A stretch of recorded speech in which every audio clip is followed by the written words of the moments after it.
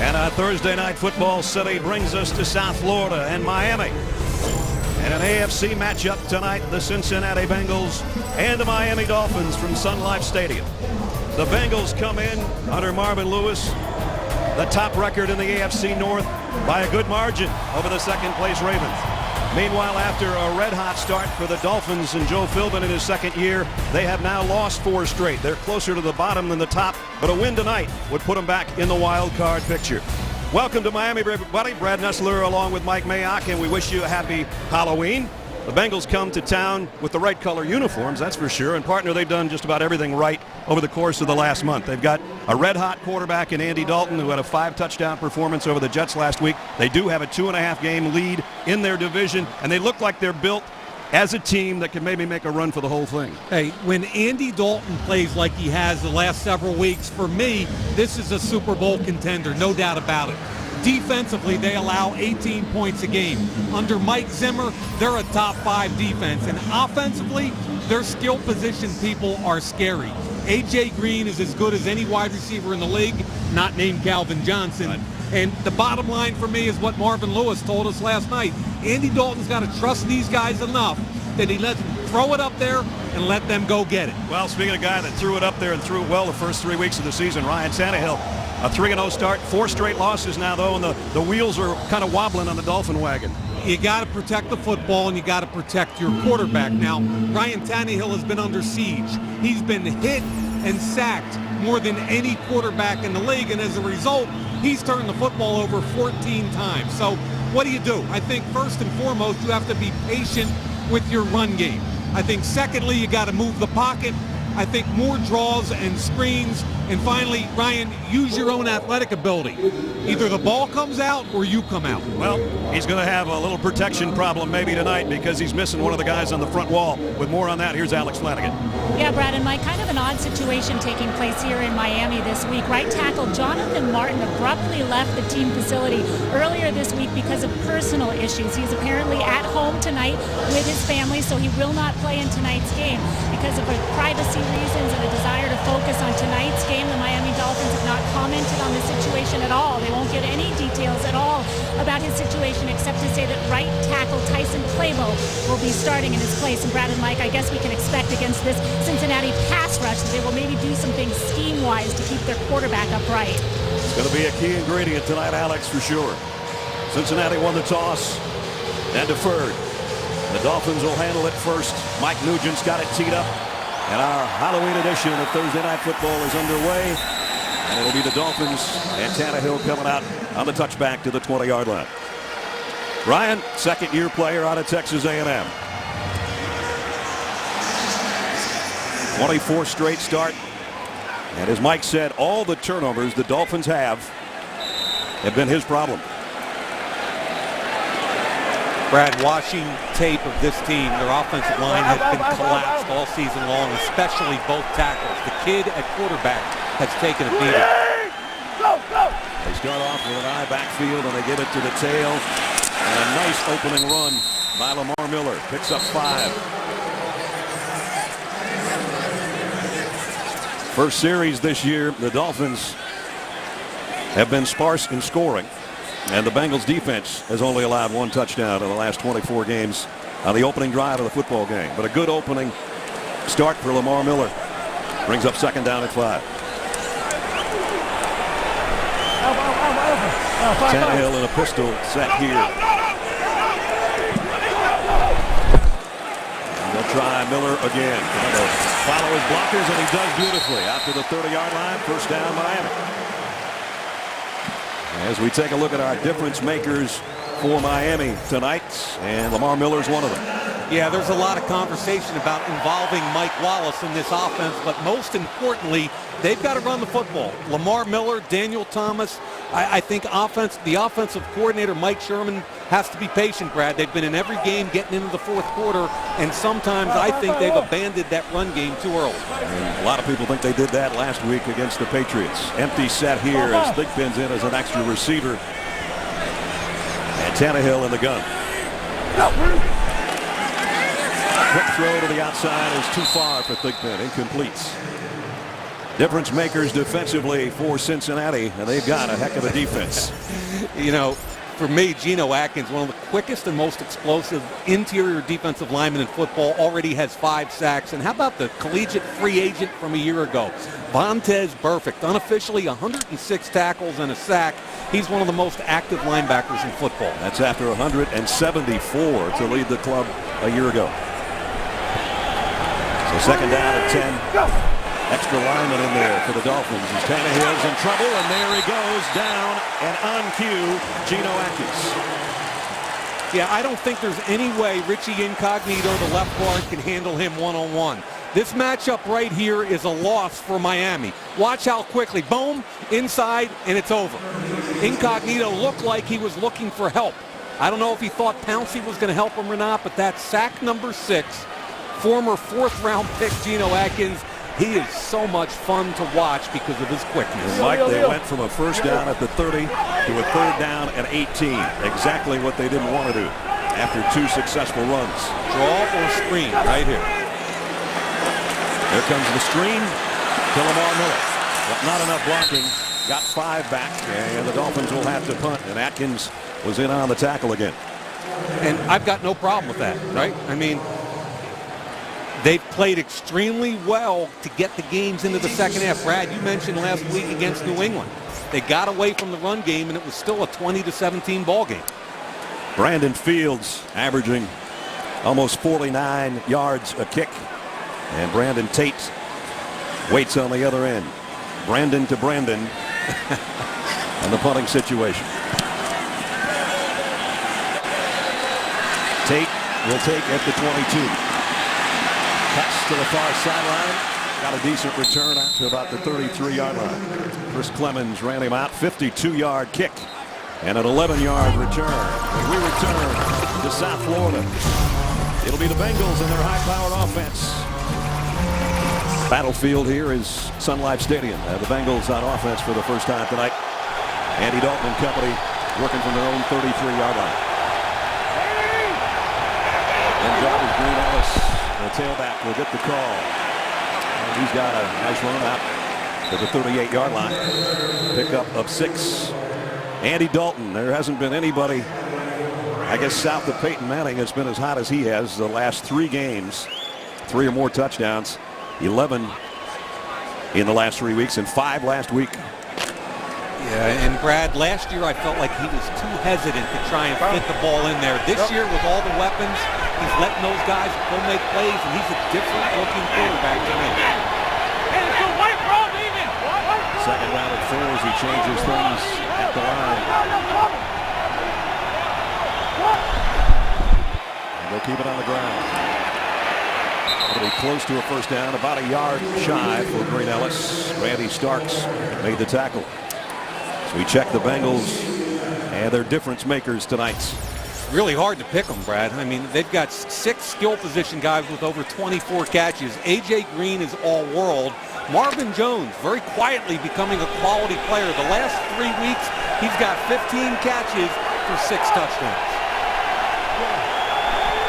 4 of those touchdowns came last week on 3rd and short. And the Dolphins, well, they had him momentarily. I don't know forward progress, how close it's going to be. I think about a foot or 2 shy. Yeah, Tyler Eifert struggled a little bit at the point of attack, getting any push. You see him bounce off and spin, but Grimes did a great job with the initial contact, but he's only 190 pounds. Soaking wet. Yeah, and he's a tough kid. I love Grimes. So they bring out the sticks to see if Jarvis Green Ellis got the first down. I think it's about a foot shy, but we'll wait and see. You're usually point on. Yep. It is Halloween. Things could get spooky before it's over. That's 1 foot. 2 1 foot. So the Dolphins defense holds, and the Bengals will have to punt. And that's a big stop. And it goes back to throwing screen pass on 3rd and 20. Punt the football and go play some defense. Marcus Thigpen back deep. Kevin Huber will punt.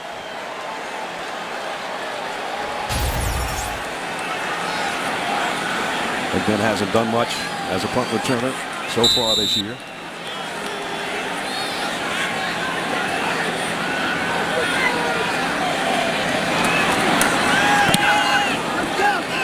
Nice kick.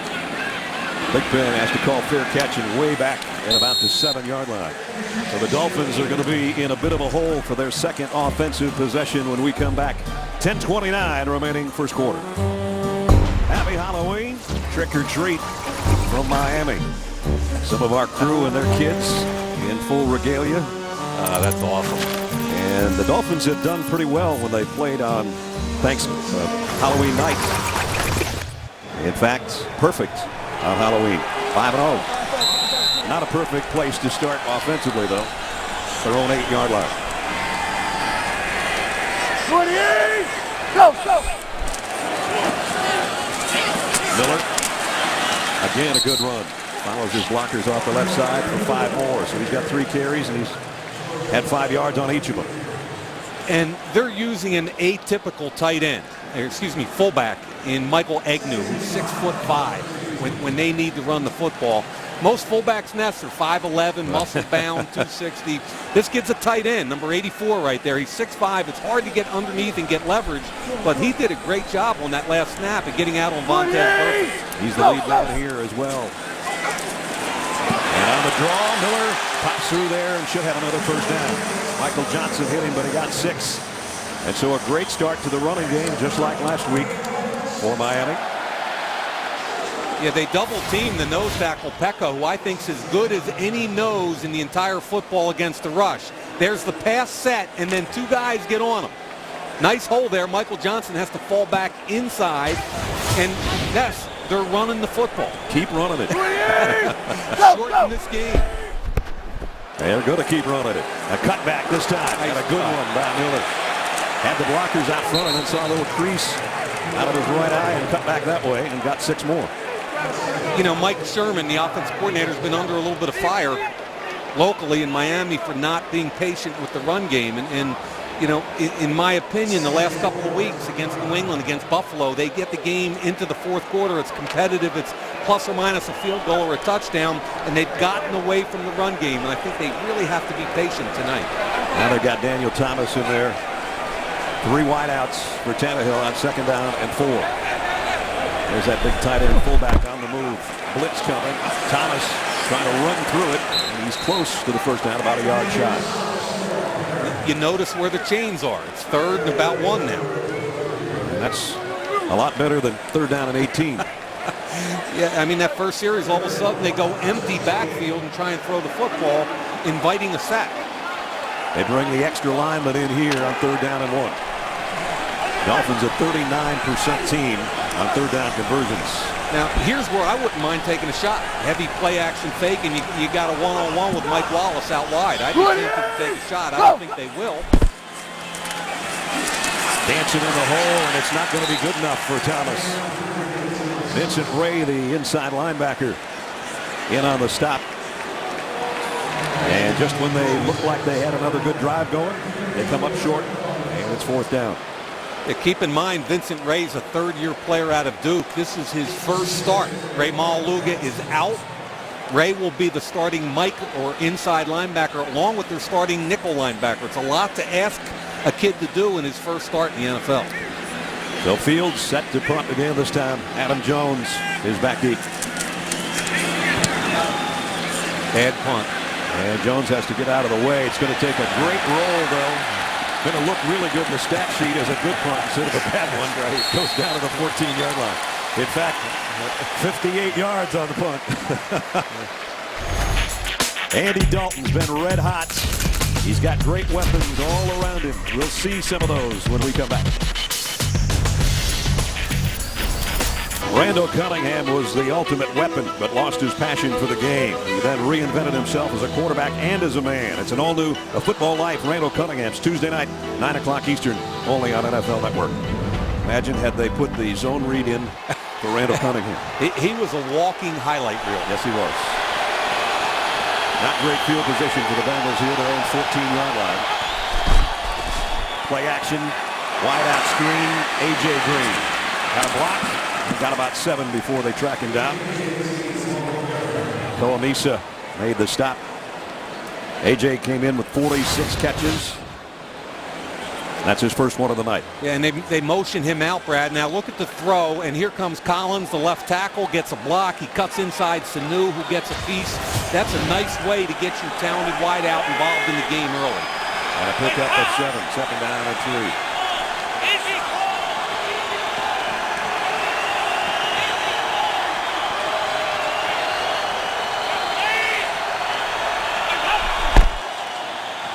Green Ellis, first down run. Oh, they're having a hard time bringing him down all the way out near the 29-yard line. Yeah, this is a classic zone run play, and I really like what the former first-round pick. Everybody's going this way, but watch Zeitler get up to the second level. Inside zone, gets on the nose, now out on the linebacker, second level. Do a little better job with your feet, and it might be a bigger play. But look at Ben Jarvis, Green Ellis.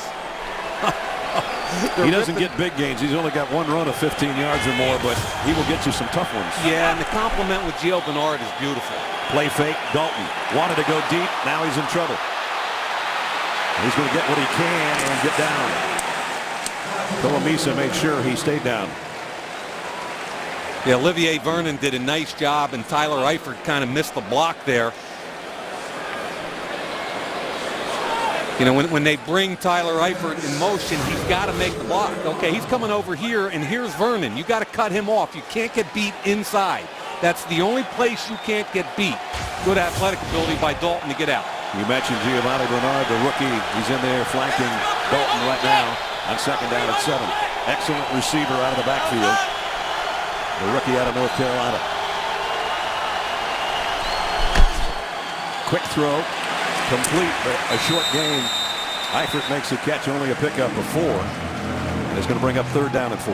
They add Eifert in the first round. They get Bernard in the second round, effectively changing the philosophy of who they are offensively. And you mentioned Bernard. He had two touchdown catches already this season, Brad, both on simple little checkdowns.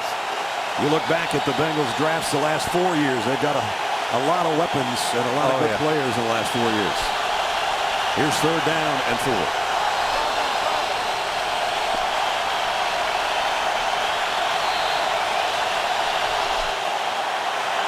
Dalton.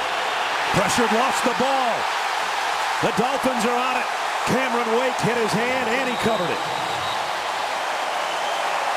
Penalty markers down, but I think it's going to be holding anyway. Yeah, Wake only played 33 snaps a week ago. When he has his explosion and his quickness, he's tough to beat. Watch Andre Smith try and kick slide out to him. Wake too quick. Good get off. Now watch him drop his pad level, fight through, get the left hand on the football. The awareness of where that football is awesome. Look at that. The strip and the recovery. Yeah, man, nice that's play. Fun, isn't that? Yeah. And it sets the Dolphins up at the 25-yard line of Number Cincinnati. 72 is eligible. 72. They've got a third tackle in the game right now. Number 72, Will Yateman. That's about the 5th play. They've done that tonight. Yep. To set up the run, and straight up the middle goes Thomas to the 21. First lost fumble in a month. And the quickest way to lose a football game when you're a heavy favorite is to start putting the ball on the ground.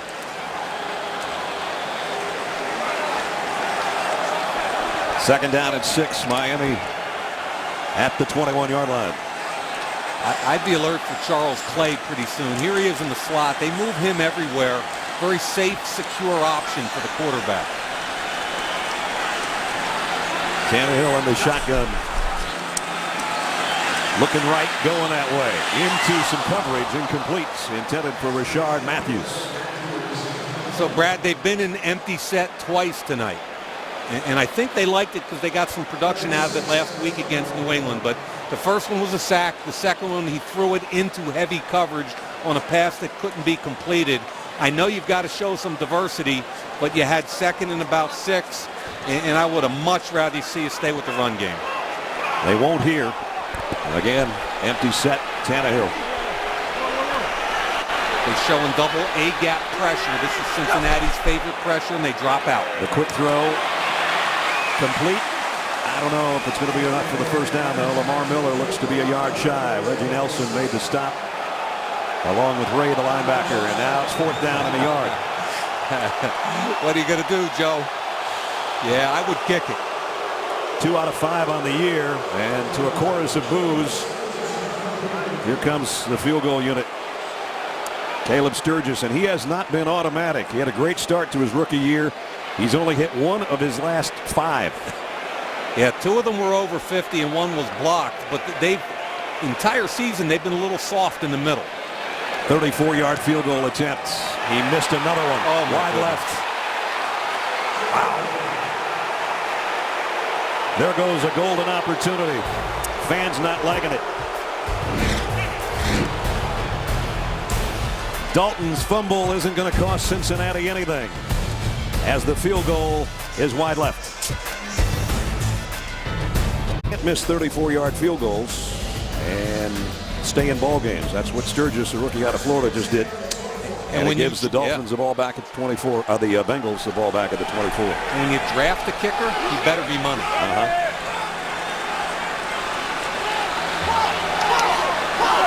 Dalton now in the shotgun to throw on first down. Quick slants and caught by Marvin Jones, who had the big game last week with 4 touchdown receptions. Picks up 8 on his first catch of the night. Big body wideout, 6'2", 195. I think he's tougher than people think. He gets inside on Patterson. That's a good catch because Patterson gets his hand on the football. Nice job bringing that in.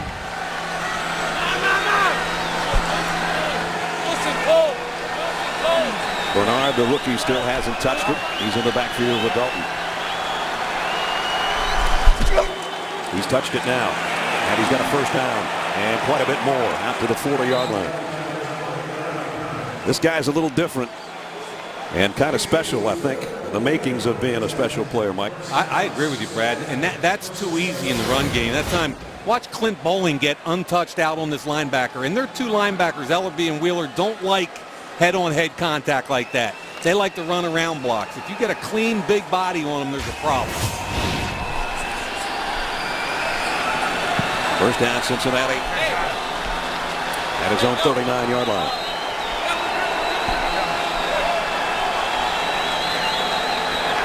Blitz off the corner. Quick throw and incomplete. Broken out by Dannell Ellerbe. And that's where the linebackers are a little bit better in Miami. They're not good with big bodies in the run game, but Ellerbe and Wheeler are very good in the pass game. They went out and signed them to big money contracts, let Dansby and Kevin Burnett go. They got younger and faster, but I'm not sure they got better. Got Wheeler as a free agent from Oakland, Ellerbe from the Ravens. Here's a draw play, and a nice job reading that. Olivier Vernon makes the stop for no gain. Yeah, Vernon beat up the left tackle there, Anthony Collins, who's in for Whitworth, who couldn't play tonight. That's a big loss in the run game. Whitworth out, Anthony Collins in. There's Whitworth, all 335 pounds of him out of LSU. 3rd and long. Okay, they got to decide what they want to do here. You've got A.J. Green at the bottom of the screen. Right now, there's no help, and Grimes is playing off. And Hawkins in the lineup for the first time, just activated today as the 3rd wideout. Andy Dalton fires complete, and it's A.J. Green, easy pitch and catch for the first down. This is a tough challenge. As much as I like Brent Grimes, he's 5'9". He prefers off man.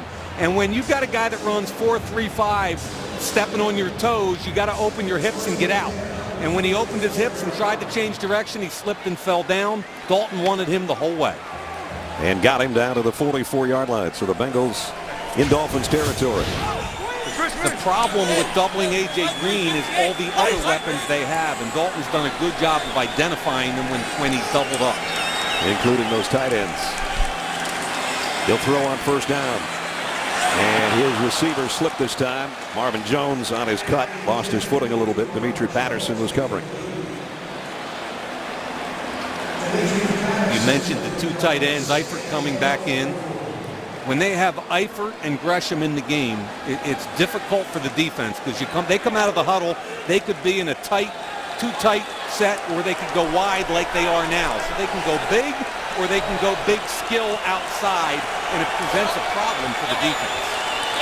Both set on the same side right now. Second down and 10. And what should be the final play of the first quarter. Dalton over the middle. Sails one, and it was almost picked off. And we do have one more play left before the end of one. You know, I think pre-snap, there's 3 to the front side here, and it's man-to-man back here. I think the read is to come down here pre-snap. You got one-on-one, no help. Wide receiver on Grimes. He chooses to go with his tight end, and I think that was a bad read. 8th play of the Cincinnati drive. Third down and 10 at the Miami 44-yard line.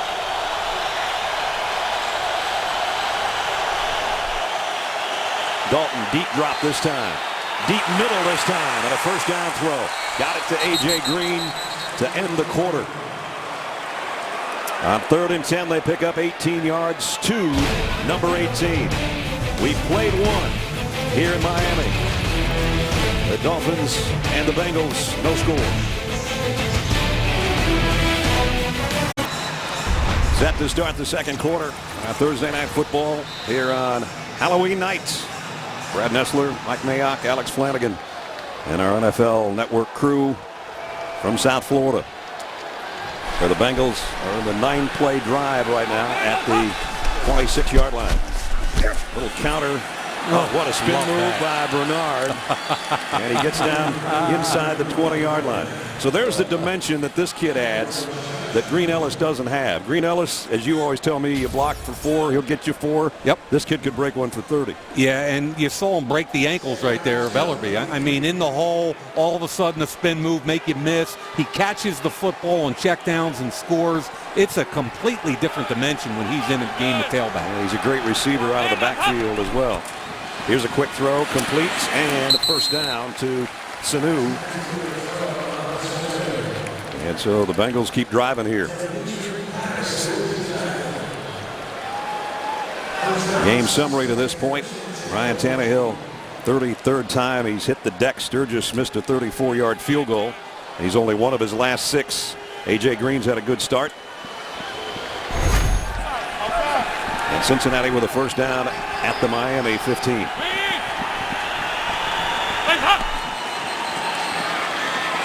Three-step drop, throw over the middle of Bernard. He got planted after he got about a yard. Ellerby on the tackle.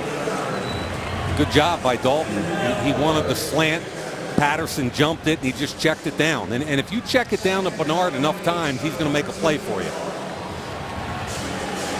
He had one against Buffalo that he left 2 guys in his wake on the way to the end zone. And the one against Pittsburgh, he just took away everybody's angles and exploded into the end zone. He's really fun. Good looking drive for Cincinnati. Second down and 8. Dalton fires on a crossing route. A.J. Green. And Green's going to be a couple yards shy of the first down. That's his 4th catch here in the first half.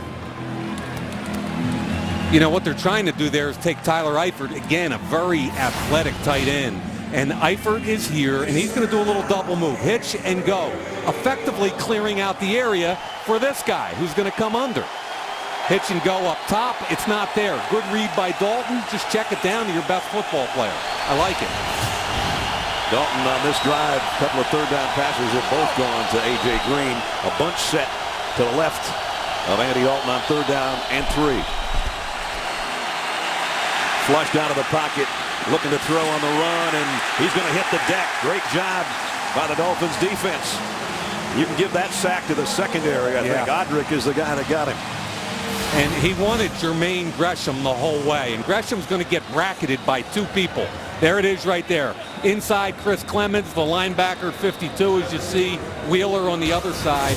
Really nice job defensively, and you know what? Dalton's fine. Get down and kick the field goal. And if you're Mike Nugent, you want to make the field goal. This one's a 31-yard attempt.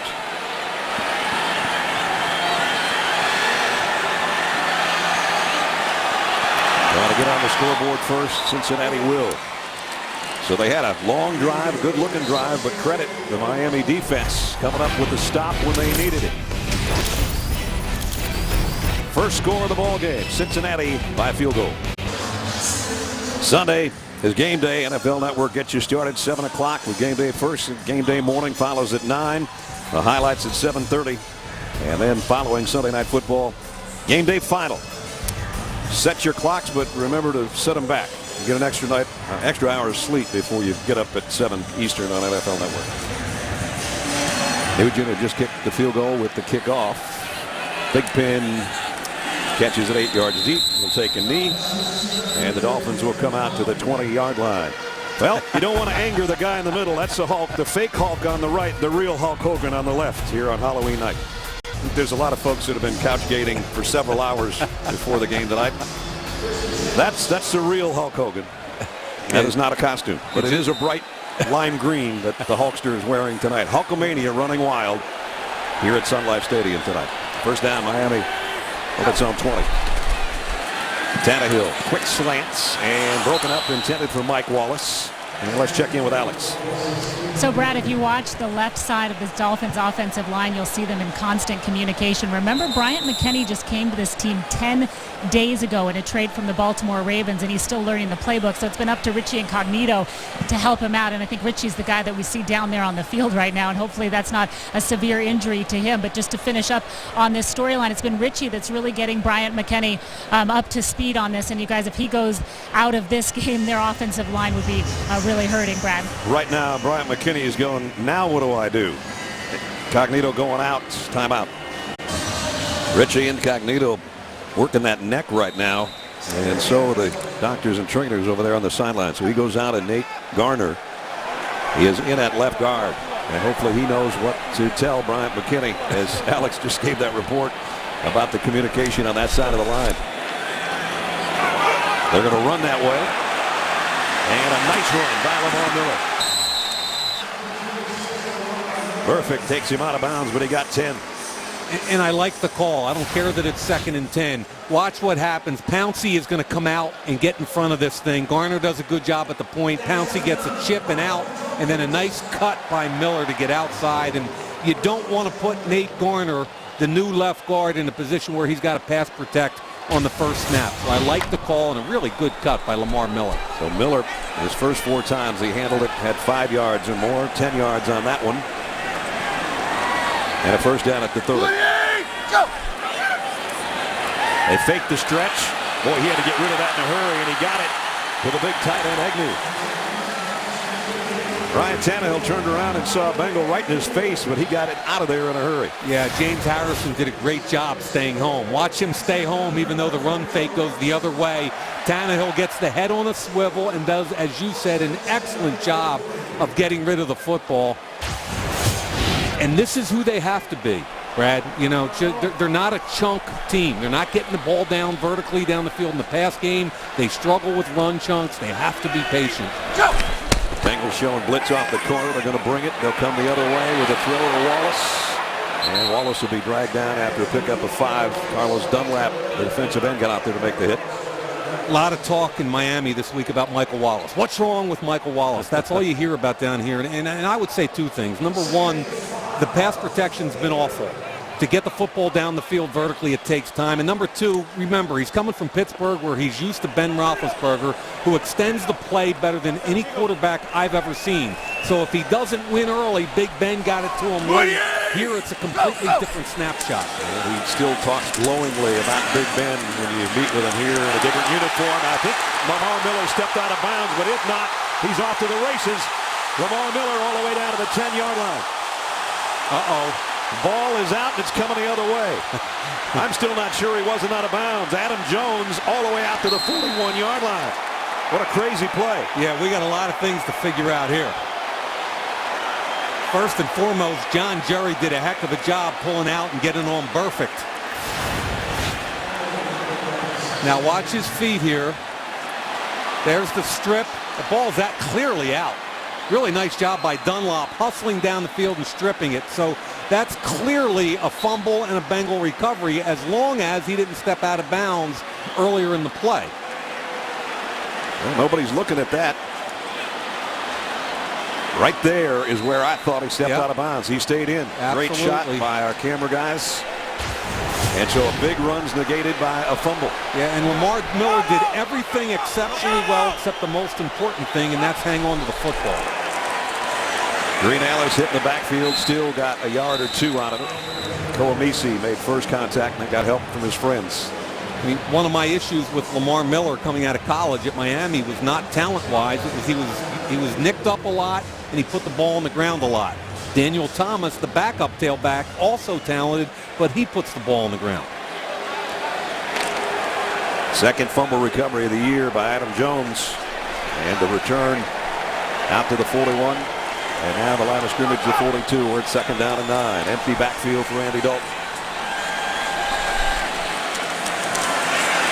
Fires near side, completes.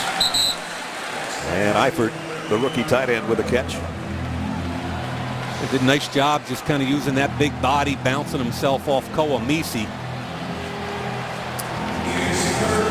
You saw a lot of him at Notre Dame over the last few years. Yeah, I know him pretty well, and he's about as gifted and up-the-field receiver as a tight end can be. He's got to work on his point of attack blocking a little bit, but boy, he's a danger in the pass game, and here he is one-on-one down here with a safety. Going to be in motion toward the ball on third down and 3. Dalton, the far sideline. And A.J. Green looked like he just spit it out over there.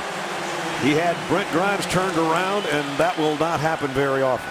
You know, A.J. Green, again, one of the best 2 or 3 wide receivers in football, no matter how you cut it. Last week he had over 100 yards, but 2 drops.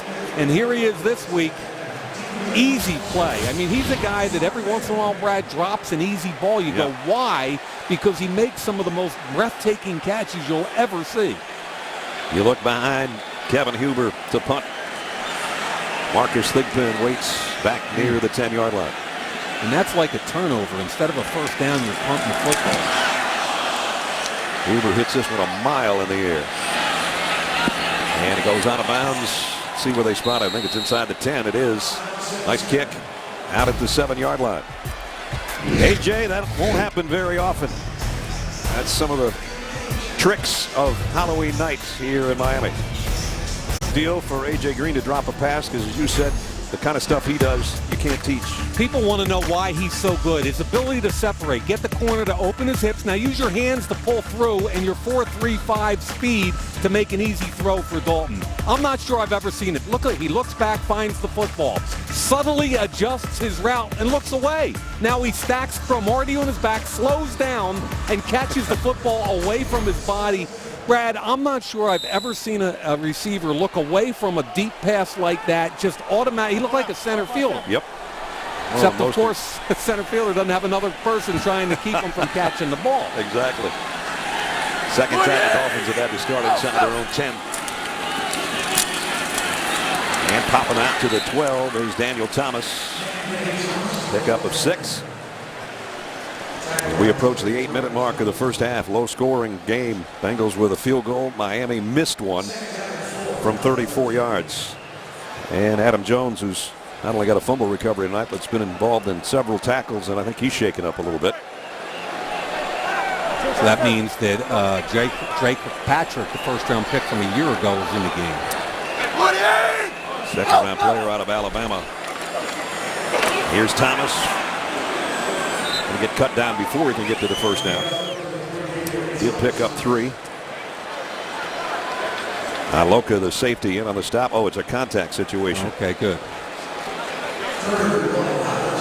Adam Jones. When you're hurrying, trying to put contacts in, it never works. It's going to be at least a 2-play contact situation. Okay. I'll trust you on that one. Well, see, it fell on the ground. It's just not working right now. Third down and a yard for Miami. Agnew, the tight end, on the move. Straight up the middle they run it, and it's Charles Clay out to the 30, first down with a flag down at the line of scrimmage. You talked about how they line him up in a lot of different spots. Everywhere.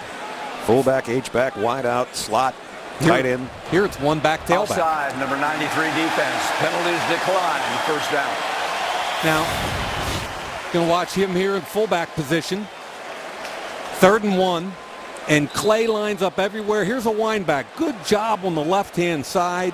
They get the blocks necessary. Bryant McKinney does a nice job at the point of attack.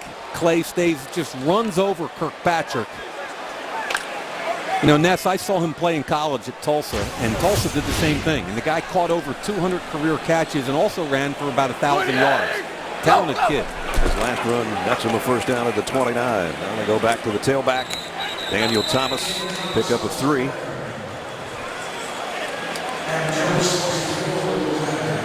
So the one thing the Dolphins have done well tonight is run the football. And same story from a week ago. And what was the formula we talked about? Stay patient with the run game, move the pocket a little bit, draw screen, and if their tailback Lamar Miller doesn't put it on the ground, they're close to the end zone and a touchdown on that last drive. Mike Sherman in the middle there, the offensive coordinator. Blitz coming from the Bengals. Play action. They might want a long one here. Tannehill got rid of it and got his man. Mike Wallace on the run. Wallace inside the 40. They're trying to track him down. He's going to go all the way inside the 30-yard line. And there's the big play. Tannehill to Wallace. And what I like, it's play action, max protection that gives the quarterback a little bit of time. So here comes blitz. Harrison's coming.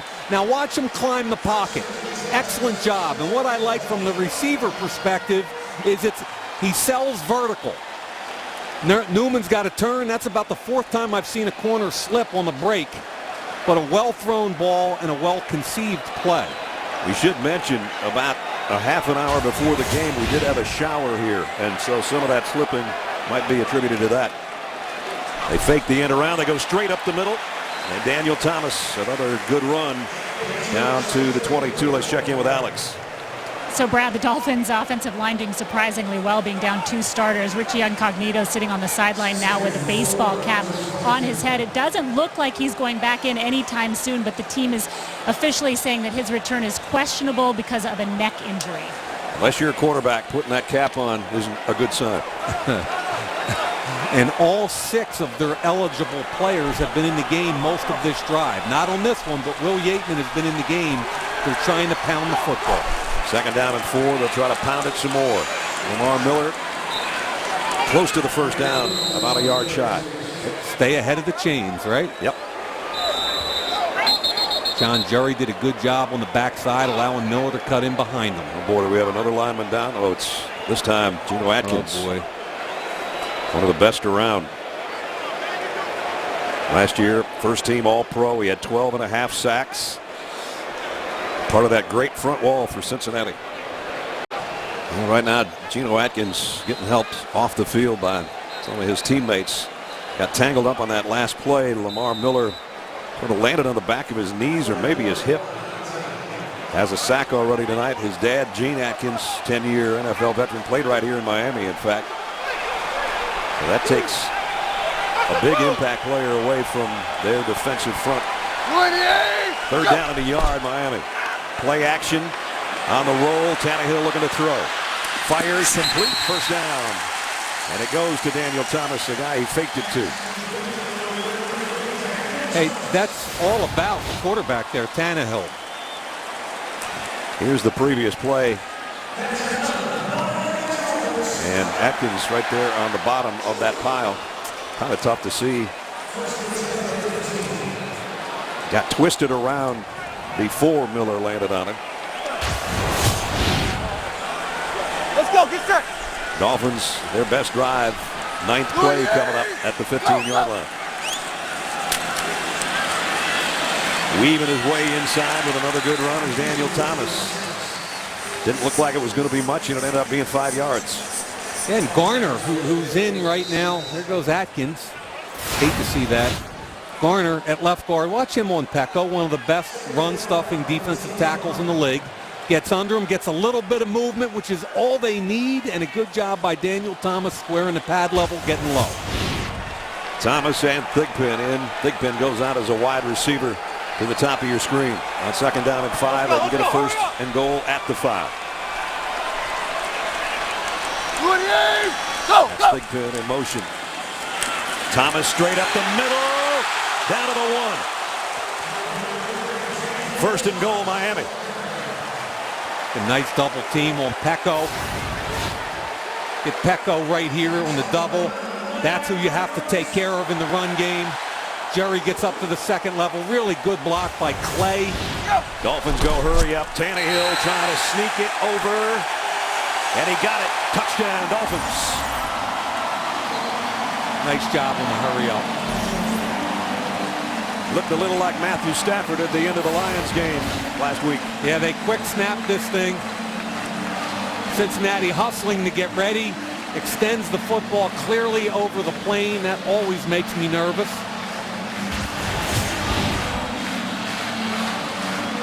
Dolphins with a lead at home with 2:39 remaining in the half.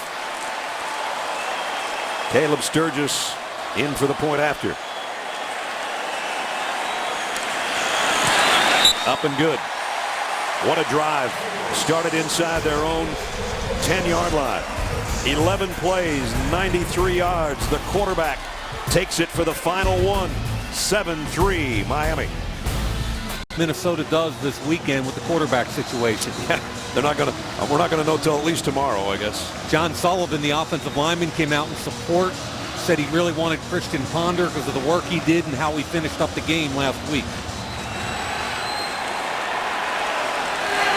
Tate will field it 9 yards deep and take a knee. So the division-leading Bengals find themselves trailing here 7-3. A little confusion here. Watch the quick snap. Bengals trying to get lined up in the right place. Vinny Ray, 57, not sure where to go. He comes in late, and a nice job by Mike Sherman and Ryan Tannehill going with the quick snap and scoring. I'm not telling Vincent Ray how to play middle linebacker, but if you got a quarterback that big, I'd want to be in the middle of the field where he was going to take the snap. Right. That's just me. Good shoot, pal. Bengals from the 20. Have all their timeouts and a 2-minute warning to work with. Blitz coming. Dalton incomplete. A.J. Green looking for a flag. Not going to get it. Nice coverage by Brent Grimes.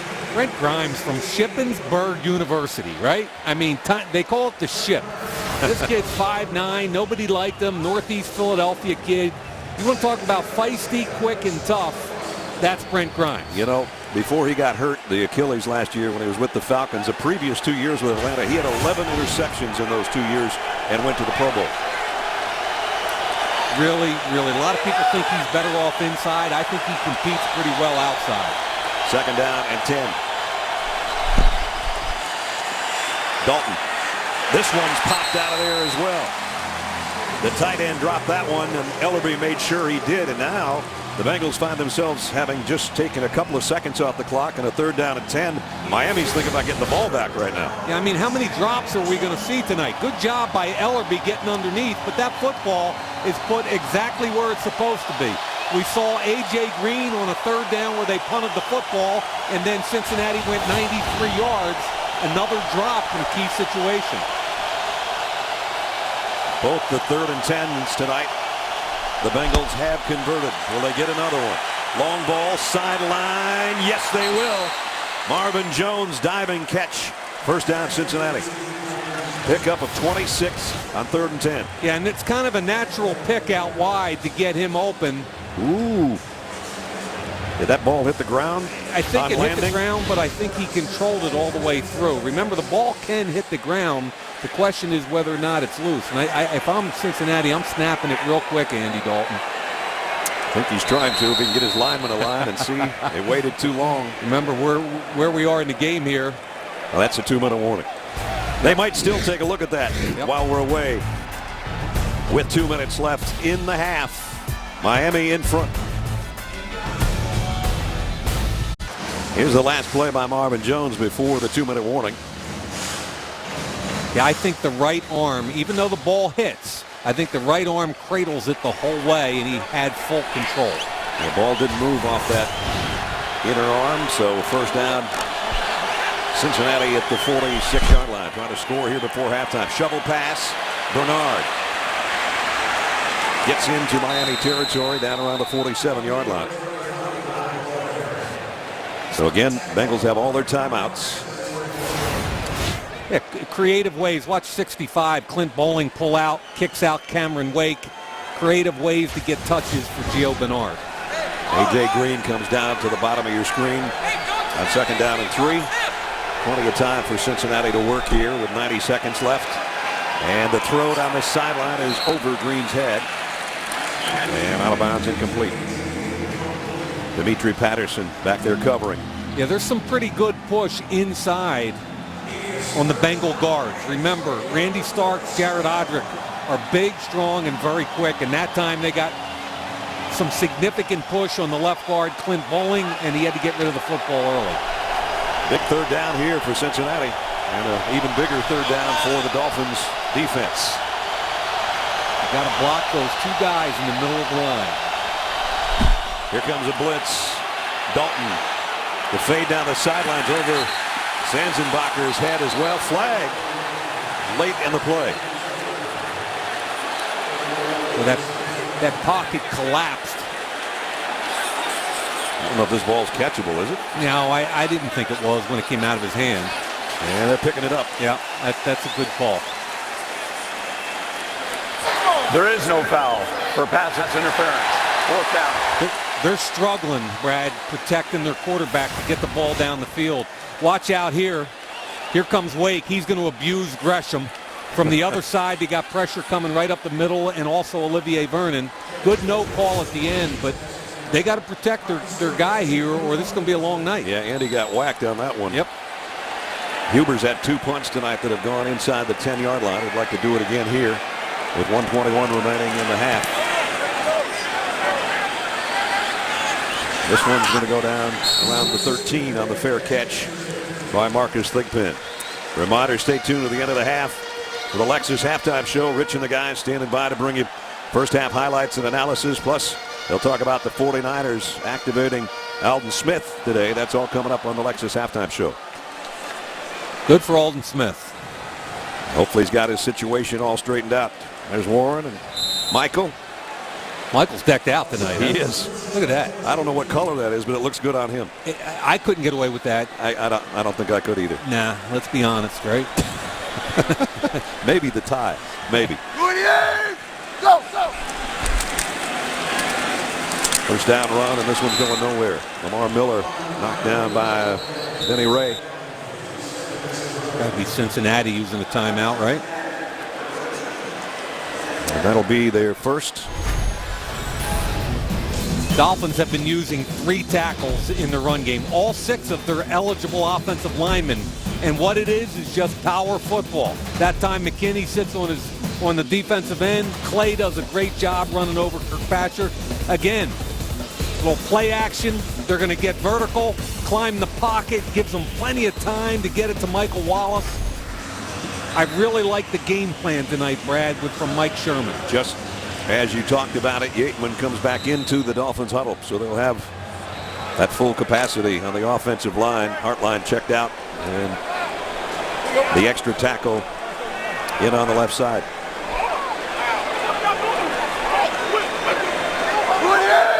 Clay in motion, and the stretch play.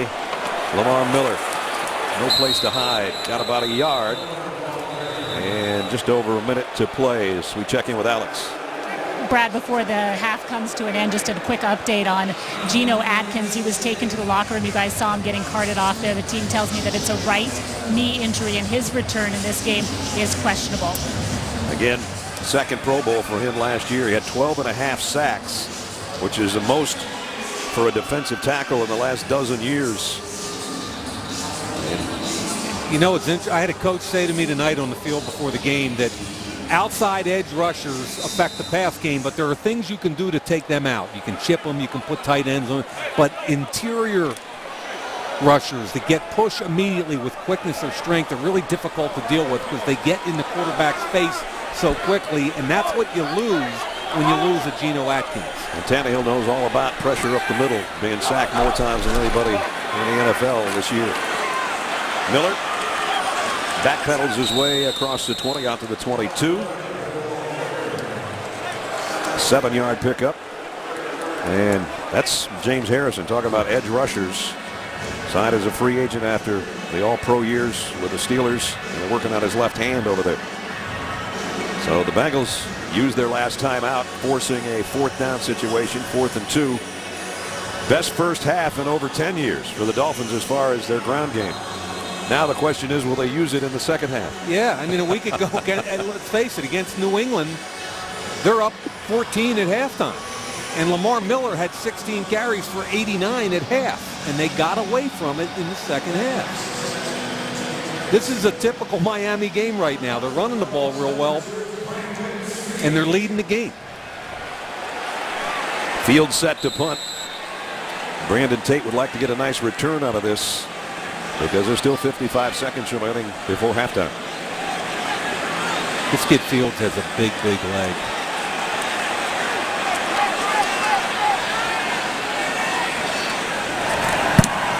Bengals tried to get there with some pressure, and a flag flies in. They got too much pressure. Tate on the other end.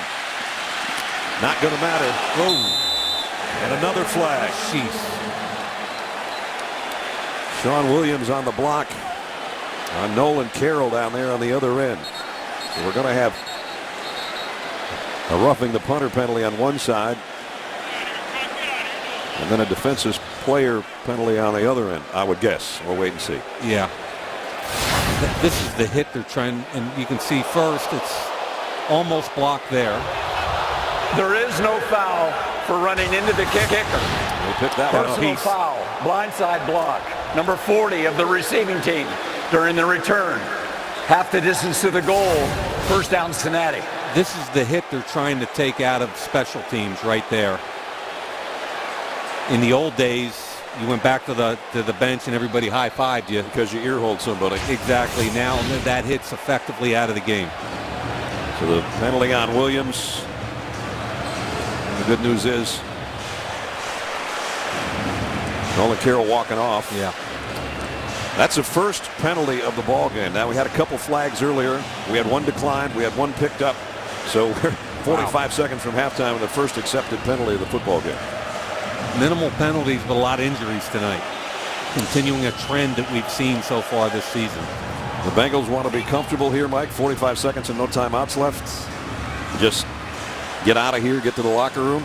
That would be, you might throw something underneath and see if a Gio Bernard or somebody can make a play. But you might throw something real deep, but I don't think you really want to take too many chances here. Put the ball on your own 14-yard line.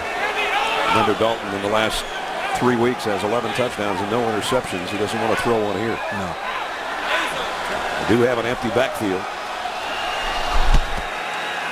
There's the quick throw to Green. Got a block and a first down and out of bounds to 25. So still 39 seconds remaining. A.J. Green's 5th catch of the evening for 57 yards, and of course he had the one big drop that cost him a first down. This time he'll be in tight on the right side of Andy Dalton in the gun.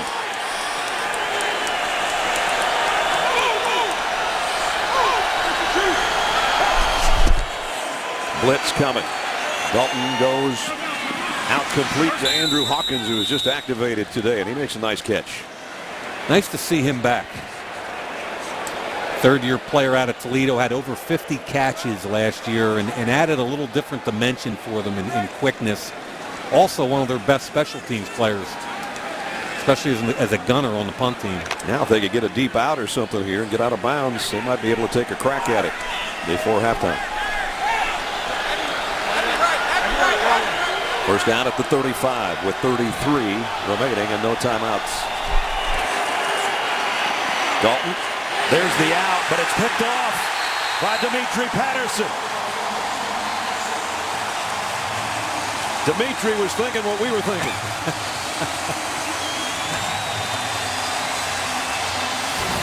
And that's a decision that I just don't understand. The one thing you can't do if you're Andy Dalton is throw that ball inside. If you're going to miss, it's got to be outside, and it's just an incomplete pass.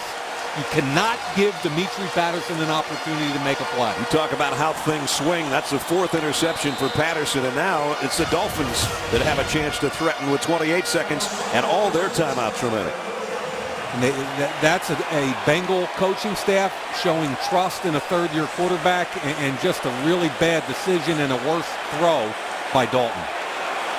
Tannehill now in the shotgun. On first down inside the 40-yard line. Opportunity here for points before halftime for Miami. Blitz coming.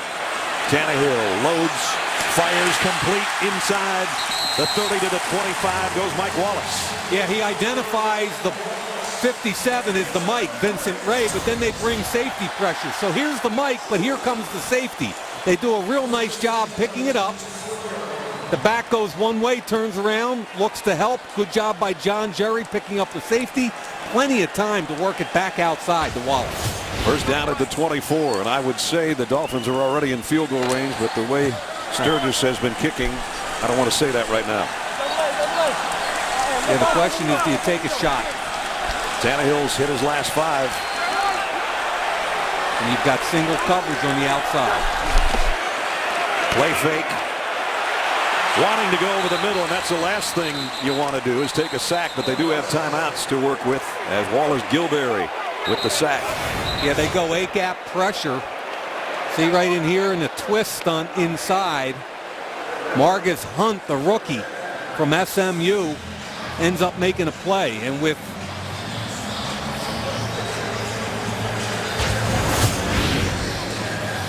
.17 seconds remaining. Yep. Still 2 timeouts. But now with the sack, they're back at the 29-yard line. And if they gain no further ground, you're looking at a longer field goal for that guy whose confidence has got to be a little bit rattled right now. How about Margus Hunt, 6'8", second-round pick from SMU by way of Estonia. His nickname in college was the Eastern Block because he blocked so many field goals. Came to this country as a track star. Discus, shot put, converted the football, and there's all kinds of upside for that kid. Let's see if the Dolphins can get some of that yardage back with 18 seconds remaining. That's Clay in motion. Tannehill wants to throw that way, does, and it's Hartline's first catch of the night. And it's good for 12 yards. I'm surprised they allowed them that unimpeded throw to the outside, knowing it had to be something out wide to Hartline like that. Nice job. So they're inside the 20 at the 18 with the third down. Still 15 seconds, and still the good news, 2 timeouts. A lot of different things can happen here for Miami. Andy Dalton hoping his defense can take away his mistake, his first mistake in about a month with that interception. Third down and 3. Tannehill rolls, throws over the head of Daniel Thomas. And so now the field goal unit will come out with 11 seconds remaining. Remember, Caleb Sturgis had an easy one earlier in the ball game from 34 yards, and you watch our tracker, that one never had a shot. He's hit one of his last 6 after having a great start to his pro career, rookie out of Florida, and trying to give the Dolphins a 10-point lead at halftime. This will be a 36-yard attempt. Got to figure his confidence has been shot over the last couple of weeks. Sturgis from 36. That'll help him. Got it.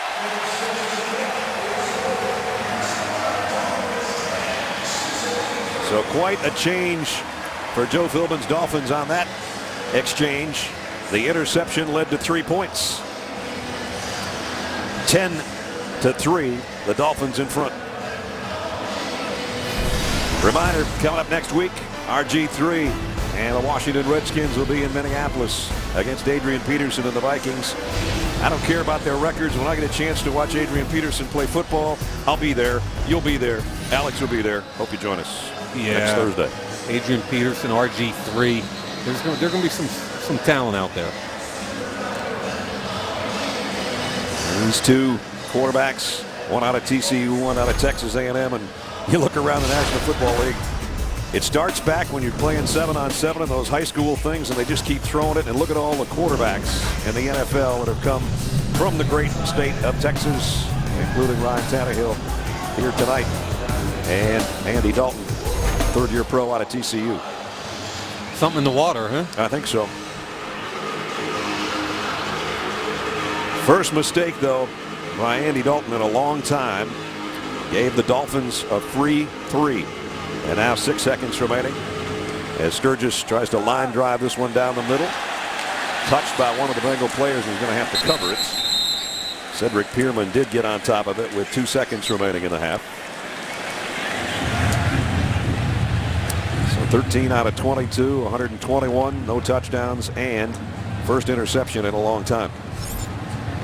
And if you're keeping score at home, the most important one is turnover differential. That was the second turnover by the Bengals.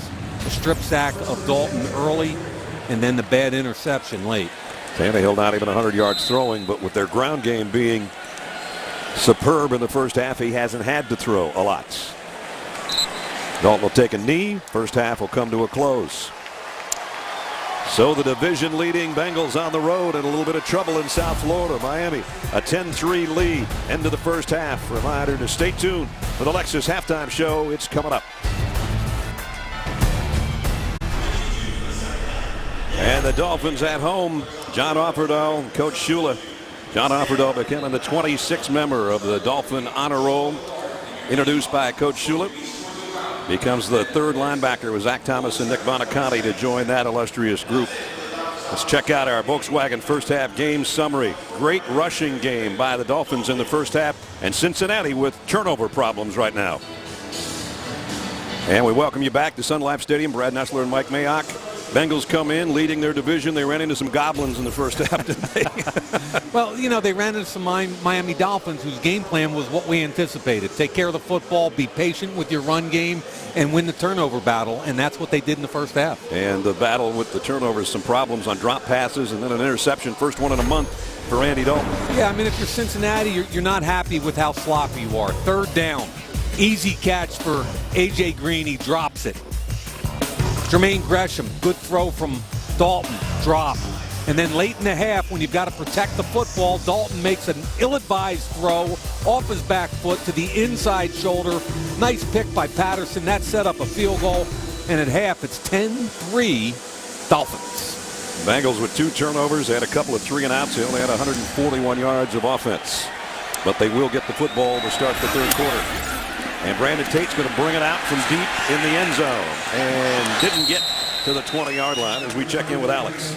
So Brad and Mike, a few minutes ago, I just saw defensive tackle Geno Atkins back being carted into his locker room. He got off of the cart on crutches with a huge pack of ice over his right knee. The team officially not saying exactly what the injury is. It is a knee injury, and he is out for the rest of this game. There's basically a huge hole up the middle now of the Bengals defense, which the Miami Dolphins have been able to run straight through. Remember, Ray Maluga out, his backup, Michael Boley out, and now Geno Atkins. And so Joe Philbin saying it is imperative and critical they continue to run the ball in the second half of this game. Great point. We'll see if they stick with it, Alex.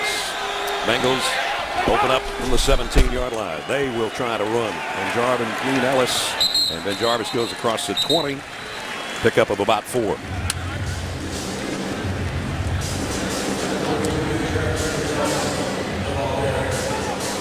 Andy Dalton almost perfect last week. 5 touchdown passes. 325 yards, and tonight's been a different story. Yeah, they did a heck of a job last week taking care of the Jets' talented front. Sheldon Richardson, Muhammad Wilkerson got the ball out quickly and effectively. 2 tight ends set, and now Eifert goes into the backfield. Green Ellis going to be dropped for a loss. Miami's defense picking up where they left off in the second quarter. Yeah, they can't block Soliai in the run game. And here he is right here, about 350 pounds. Watch the right guard, Seitler, try to keep on him, but he just keeps fighting through. The cutback is cleaned up by Philip Wheeler. Really good defense played at the point of attack by defensive tackle Paul Soliai. When you're down by a touchdown and you get the ball first in the opening minute of the third quarter, you don't want to find yourself in a 3rd down and 8.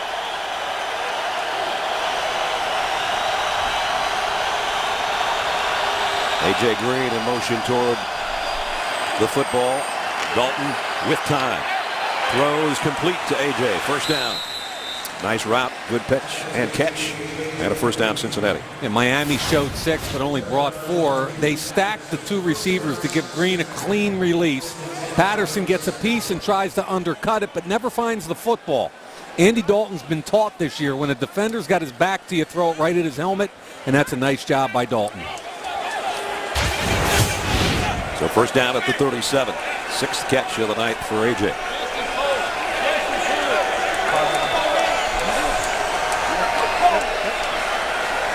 in the shotgun.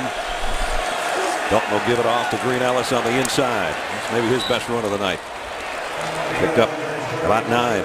Yeah, I thought Kyle Cook could have been called for a hold here. Does a nice job getting up to the second level, but then he just watch Cook strangle the linebacker, Ellerbe, right there and throw him down. You got one there, Kyle. Yep, definitely. We got 8. It's second down and 2.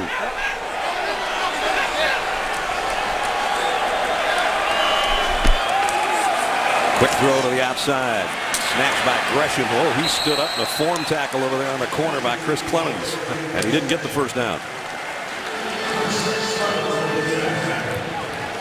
Remember last week, Miami had the lead on the Patriots by 2 touchdowns at halftime and ended up losing by 10. Gave up 24 unanswered in the second half. And the Bengals on a drive here to open the third quarter, have a third and a yard.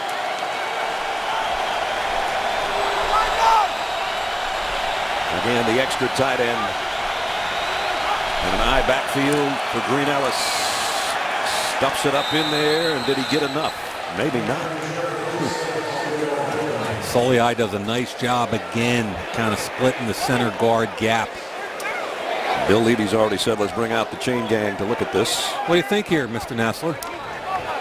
I think he's a little bit short. About one of your size 12s. They bring the chains from the near side.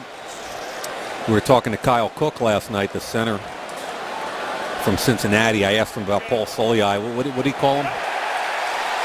Called him some kind of truck. He said the dude's like a diesel truck. And he said you got to slow him down before the diesel's running away from you. Yep.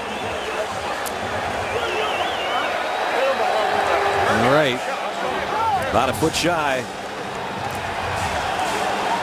4th down. Okay. If your defense, obviously, Ness, first thing is alert, hard calls. You can't jump off sides here. Second is penetration, and then if you're a second-level defender, watch play action. The fans are trying to do their part.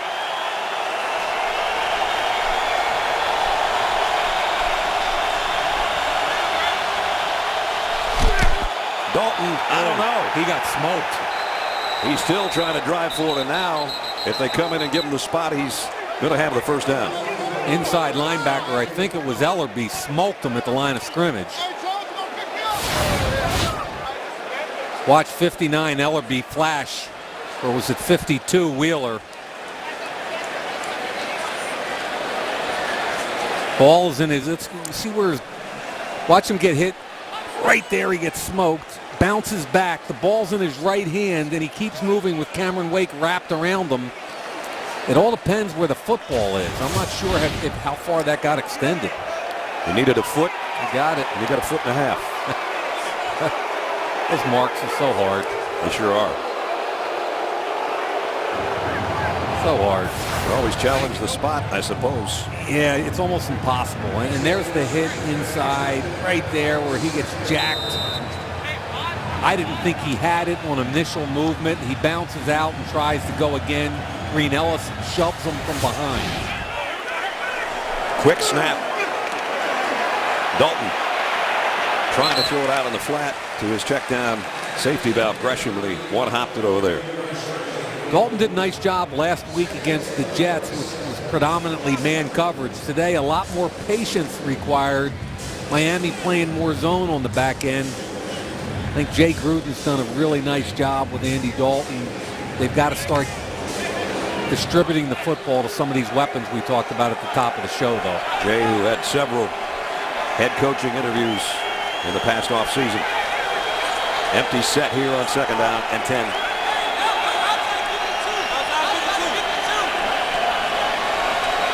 Bernard, the tailback, out as an extra receiver to the right side as Dalton completes it to midfield.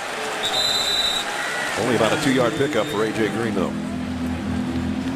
I mean, last week he gets Marvin Jones for 4 touchdowns of his 5 in the Jet game. Here they go fast.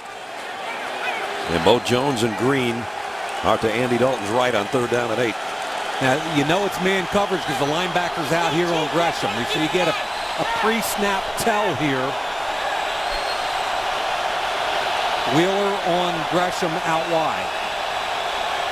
They lift up a long third down earlier in this drive.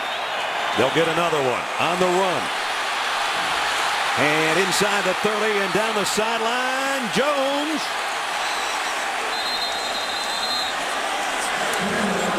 Touchdown.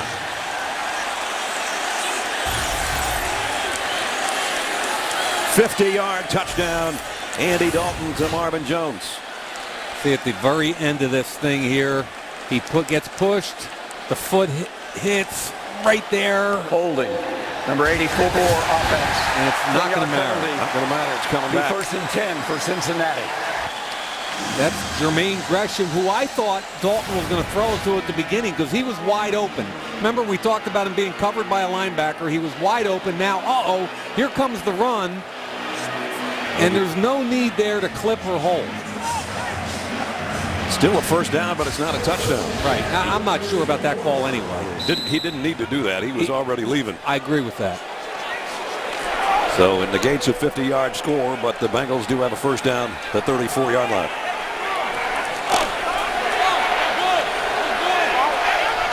And Jarvis Green-Ellis back in at tailback behind Dalton.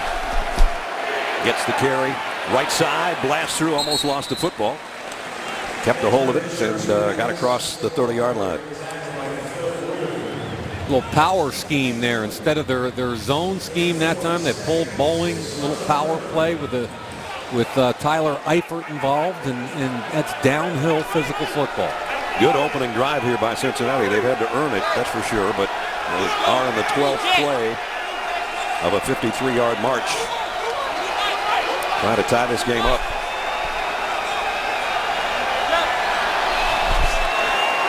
Dalton delayed blitz, stands in, fires, completes. Sanu, and he's got a first down. Now close to the 16-yard line. Yeah, kind of interesting. Paul Soliai kind of stopped there. He felt like he was being held. I thought he had a chance to sack the quarterback. He got frustrated by Kyle Cook and stopped. Watch Soliai right in here. Okay? He feels like he's being held. He stops, looks at the ref like, call something, please, and then goes to the quarterback. Good eye. Had he not done that, he might have gotten to it. Yeah. Just get to the quarterback, man. In the red zone. Dalton play action. And this time they will get him at the 20. Derek Shelby with the sack. Yeah, that's a coverage sack.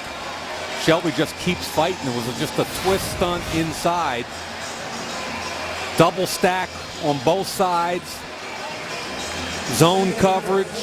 I don't see anybody open. The safeties are breaking here and here. Look up top, there's nothing. You got the check down, and Shelby keeps coming hard, fights through, and makes a play. Third sack of the night. Last week, 5 touchdowns and 6 trips to the red zone. 2nd and 14 for number 14. Got it complete. Bernard made one guy miss. Got through the tackle of Patterson and picked up 11. But it's still going to bring up 3rd down. Yeah, this is almost impossible for a linebacker one-on-one. Good throw by Dalton. Philip Wheeler's going to try and stay with him. Here's the crossing route. The ball's put in front so he can keep running. That's a job you don't want if you're a linebacker. That kid is too quick and too talented. Have to wonder if this might even be 2-down territory. Trailing by a touchdown on the road. 3rd down and 3. Backside, one-on-one right here with Dimitri Patterson. And timeout taken. Don't want to waste an opportunity with 7:52 remaining. 3rd quarter. Bengals hoping to unleash a 3rd down conversion here. 3rd down and 3. Trying to drive down and tie the game up. In the red zone, only one miscue in his career.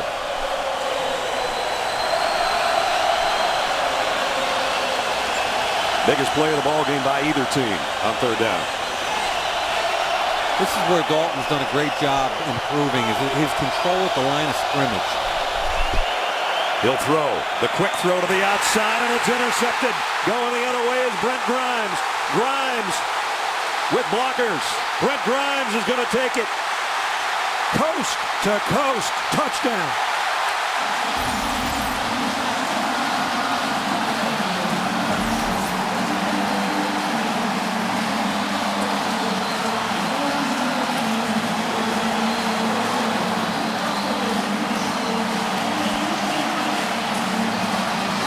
The second mistake of his career in the red zone, and Brent Grimes takes it 92 yards for a touchdown.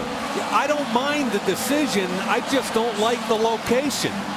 Ball's out quickly. It's got to be out wide. Look, it's behind them again. Both interceptions tonight behind. That one particularly egregious. That was a horrible throw. Brent Grimes was dragging a truck with him, but he got there.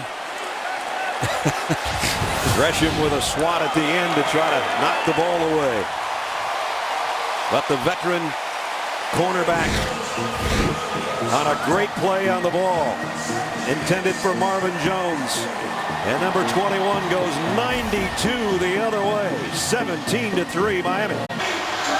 Brent Grimes had never scored a touchdown on the NFL until that last play. And another miscue by Cincinnati. Heck of a play by the young man from Shippensburg. But Cincinnati, the strip fumble. Great play by Cameron Wake. Turnover number 1. Turnover number 2. Patterson stepping in front of a poorly thrown ball by Dalton. Then the really dumb holding penalty by Gresham that negated a touchdown. And finally, another poor throw from an accuracy perspective by Dalton. And now the big-time offense of Cincinnati knows what they have to do in a 2-touchdown hole they put themselves in with 7:37 remaining in the quarter. With NFL Mobile from Verizon, you can get in-game highlights, up-to-the-minute news and scores from your favorite team. Premium subscribers can watch live games tonight, Sunday, and Monday nights, as well as NFL Red Zone and NFL Network, all live on your phone. Download today. Call ** NFL or go to NFL.com/mobile. Trouble for the division-leading Bengals right here, partner. Yeah, interesting to see how they react, especially the third-year quarterback, Andy Dalton. First pick 6 of the year for Dalton. He led the NFL in that category, something you don't want to do, last year. Here's a counter to Green Ellis. Got about 4. Toomisi in on the tackle.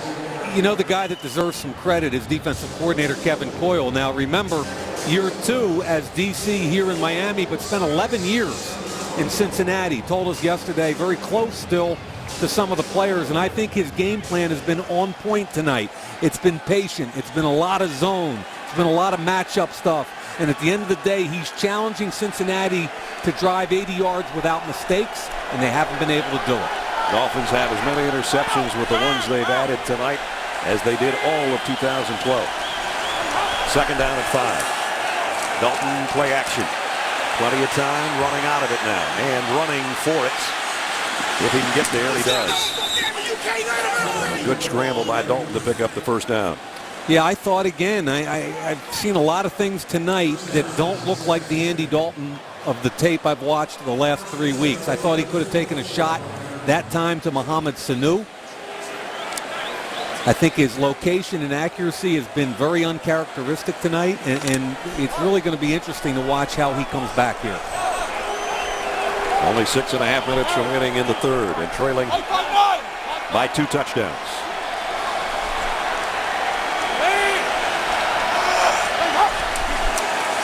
Quick throw out to Jones. Made 1 miss, 2 miss, not the third, but he did get out to the 40-yard line. Yeah, nice tackle by Olivier Vernon. I love when you see those interior players hustle out to a perimeter throw.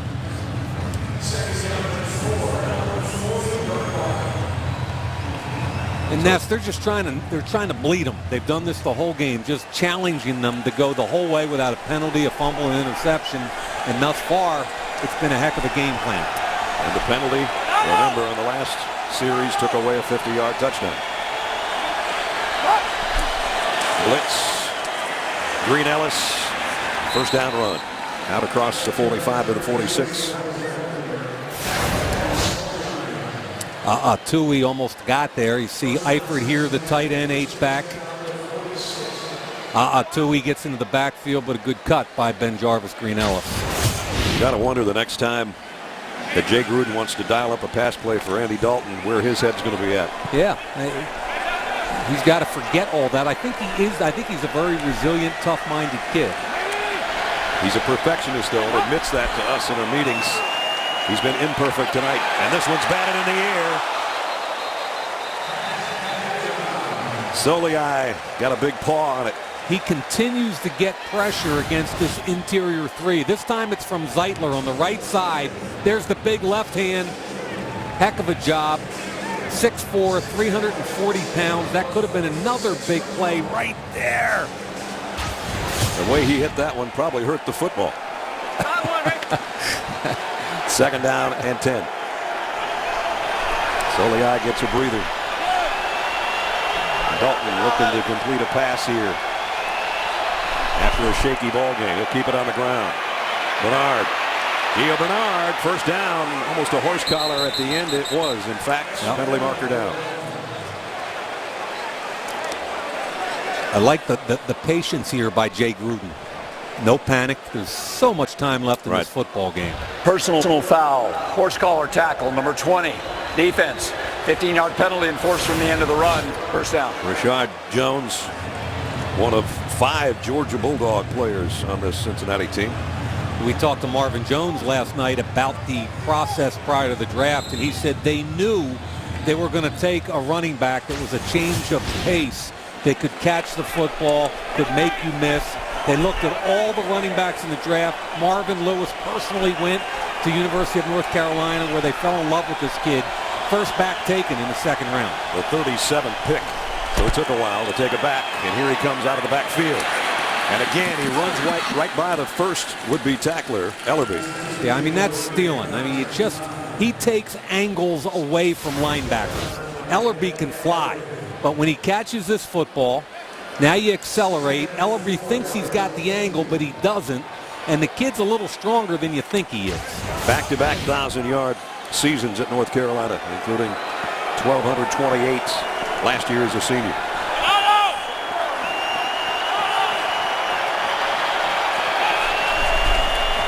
Here's a stretch play. Whoop, that time he slips. Got up, though. Broken tackle. Dances his way for maybe a first down.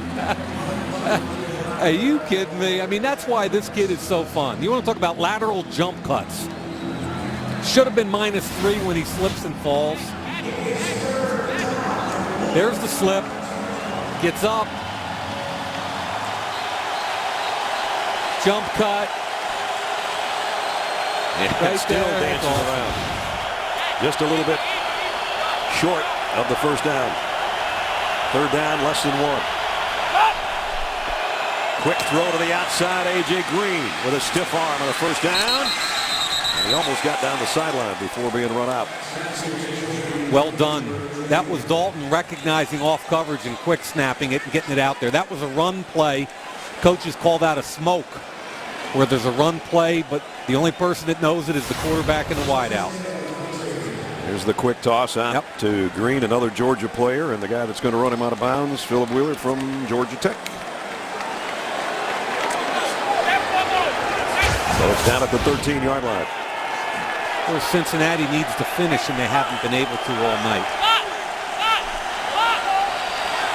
Green with 8 catches, 4 of them have come on third down.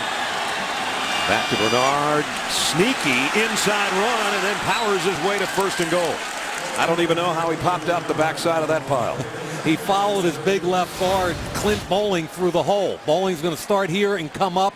Watch him get right in behind that big butt. Makes the cut off of it, and now the lower the pad level, and he just keeps driving. Eifert on Grimes. Wake is on him. He just keeps driving the legs. That's beautiful. That is. First and goal, Cincinnati. 11th play of the drive. They had a 15-play drive last time. The fade to A.J. Green. Almost one-handed it. Dimitri Patterson was covering. Yeah, that ball was out regardless. I think if you're going to throw the one-on-one to A.J. Green against a corner that's 5'9", you got to put it up inbounds and let him go get it. So second down and goal. 2:14 remaining in the third quarter. The Bengals have had the ball 12 minutes and 46 seconds. No points. The zero time of possession is because it took Brent Grimes about 13 seconds to run 92 yards with the interception. Second down and goal. Run the football. They will. Bernard. Touchdown, Cincinnati. They found something, Ness, on this drive they really like, and it's power football. It's pulling the left guard bowling, using the tight end Eifert as an offset fullback, and running power. So the Bengals, who have run the last 28 plays from scrimmage in this ball game, finally get the final 3 on this one. See the power, 65 and 85, shoulder to shoulder. Good job both by Bowling and Eifert. And boy, did Bernard do a heck of a job, both in the pass and run game on that drive. Mike Nugent for his first extra point attempt of the night, and it's good. So a 12-play drive covers 80 yards for Cincinnati to get right back in the football game. And Giovanni Bernard, his third rushing touchdown of the year, 17-10.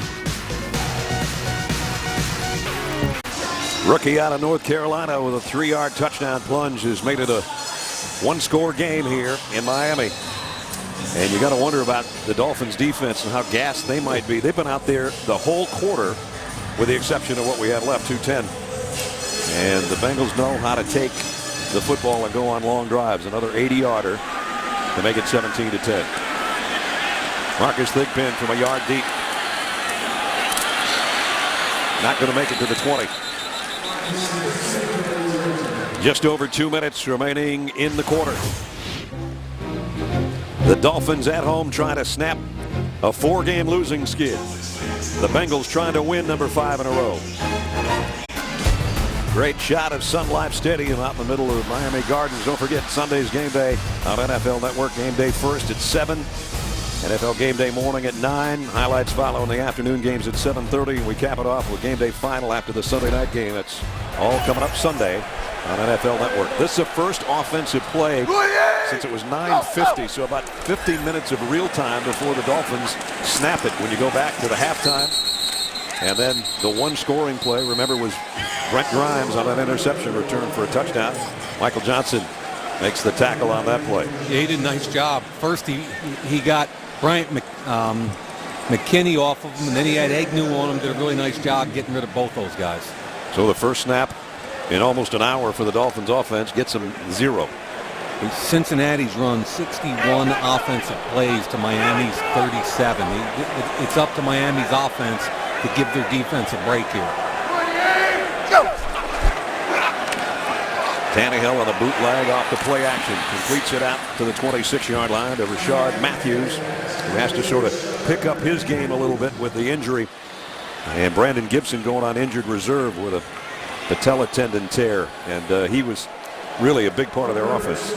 Yeah, I thought he was starting to come into his own and had not been a slot receiver before. Did a nice job in the slot.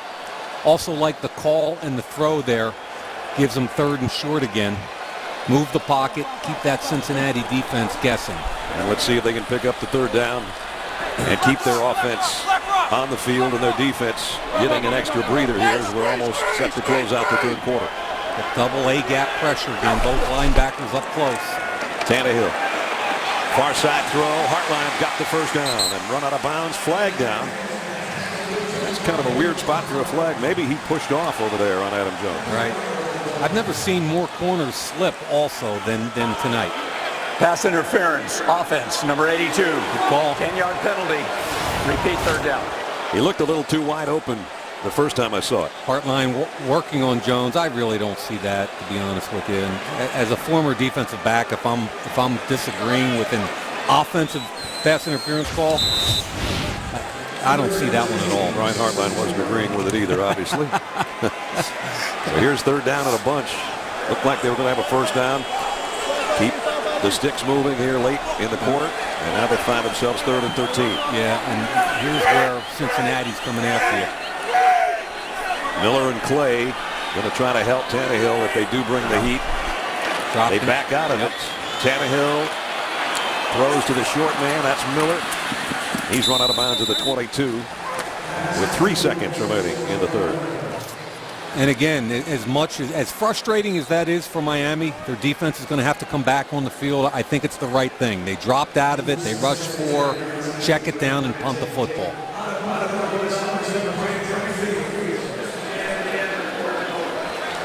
And third quarter has come to a close. And the Dolphins hold on in the final 15 minutes on their home field. We're about set to find out. So we start the fourth quarter with Miami in front 17-10 and set to punt. Brandon Fields inside his own 10-yard line. And Brandon Tate back inside the 30. That's where he'll chase this one down at the 27-yard line. And he got peppered out of bounds after a short return. Talk about what Giovanni Bernard brings to an offense. Early in the season, check down against Pittsburgh. Takes everybody's angles away. Sprints into the end zone untouched. Same thing. Little check down against Buffalo. Whoop. Make 1 miss, 2 miss. Run through an arm tackle. Power into the end zone. You check it down 3 or 4 or 5 yards past the line of scrimmage, and that young man does the rest. So Cincinnati works from its own 30-yard line. And Jarvis Green Ellis, the tailback right now. Bengals trailing by a touchdown. Play action. Little screen pass out to Tyler Eifert. And he goes out for 5 to the 35. Well, partner, here we are, fourth quarter. A team that's got a 2.5-game lead in their division. Cincinnati with the biggest one in the NFL. And a team that's trying to snap a 4-game losing skid. Yeah, and keep in mind, Miami's been here before. Last week against New England, let a lead get away. The week before against Buffalo, same thing. Miami needs to finish, and I think Cincinnati's played pretty sloppy tonight. I would totally agree with you. And so would that man. On 2nd and 5, Dolphins bringing a blitz. Green Ellis spins away from that and then some. And he's still on his feet out near midfield. That might be his longest run of the year. It's 14 yards. No, I think he's got a 15. And that's the longest one he's had is 15. Good spin move right there. Usually a power back. Shows a little bit of quickness. I like it. Well, he's wanting to keep his job at least halftime from Bernard, who's in there now. From the 49-yard line.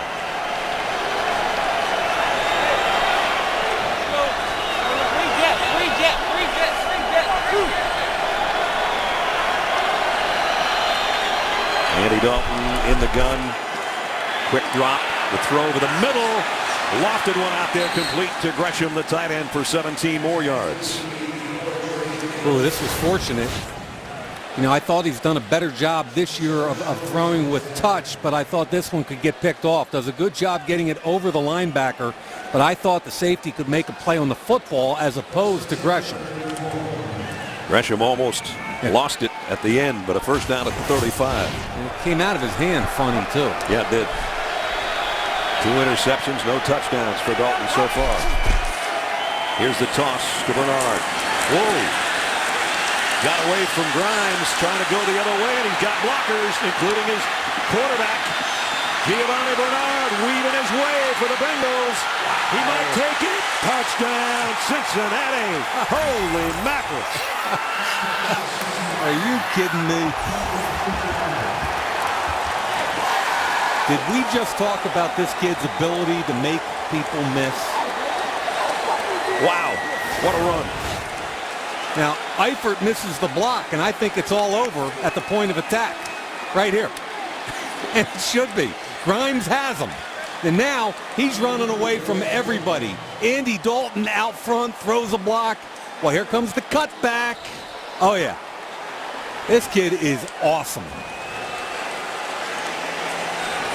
Longest run of the year, a 35-yard touchdown. Mike Nugent for the point after. If Cincinnati comes from behind and wins this football game, they can thank their lucky stars and their rookie from North Carolina.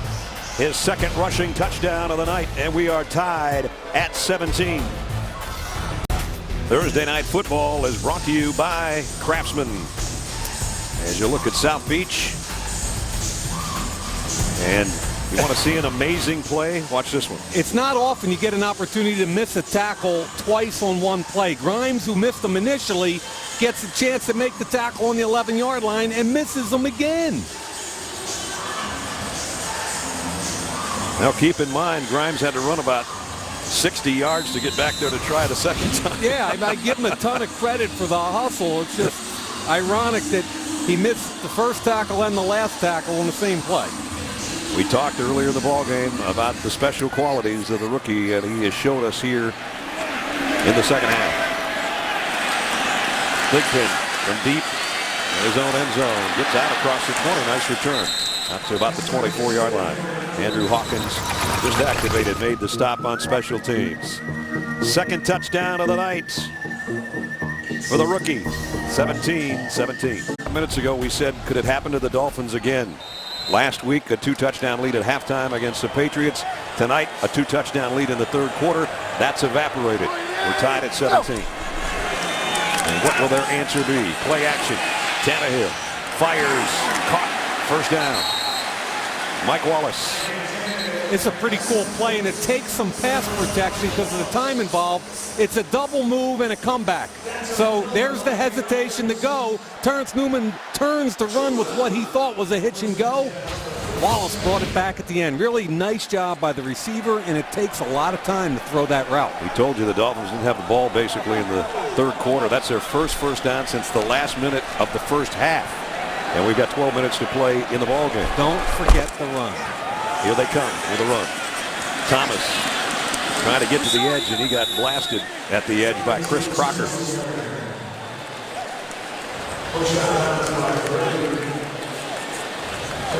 So no gain on the play, and second down and 10.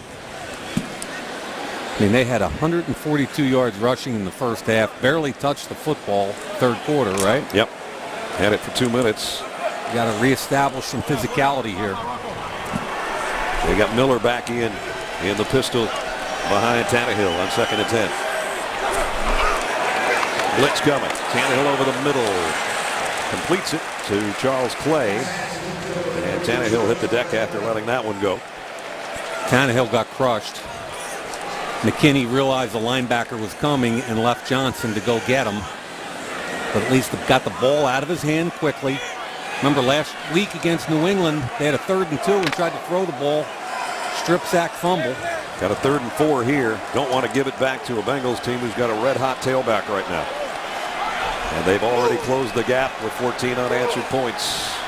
Tannehill trying to keep the Dolphin march alive.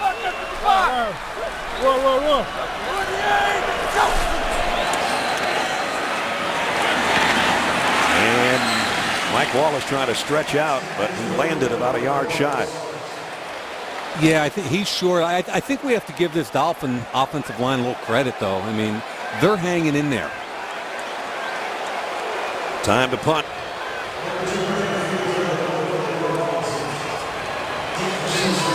Look at the setup here at the offensive line.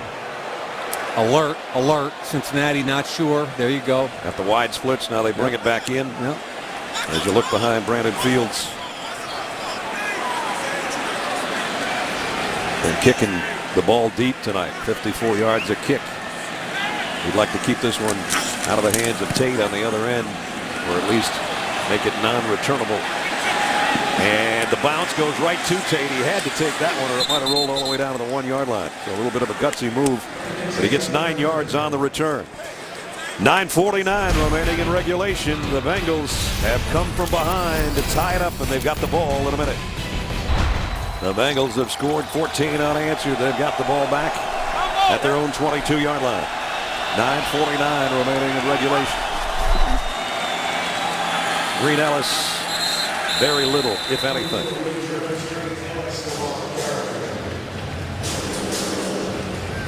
Well, no matter how you look at it, star of the show is Bernard. Absolutely. The rookie second-round pick has 8 carries for 78, 4 catches for 25. An electrifying touchdown the last time they had the ball. Yeah, I mean, you add the thing up, he's got 12 touches for 103, including that great touchdown, Brad. back in there behind Andy Dalton. Second down and 10. Quick throw to the outside, complete to Sanu. Well, one more time, Ness. Might as well. Grimes misses the tackle on the 40. Reverses field. He picks up his number one blocker, his quarterback. Picks up Dalton. Here comes Grimes again. Miss him again. Nope. Wow. What a run. He had to cover 120 yards on that 35-yard run. Third down and 3, Cincinnati.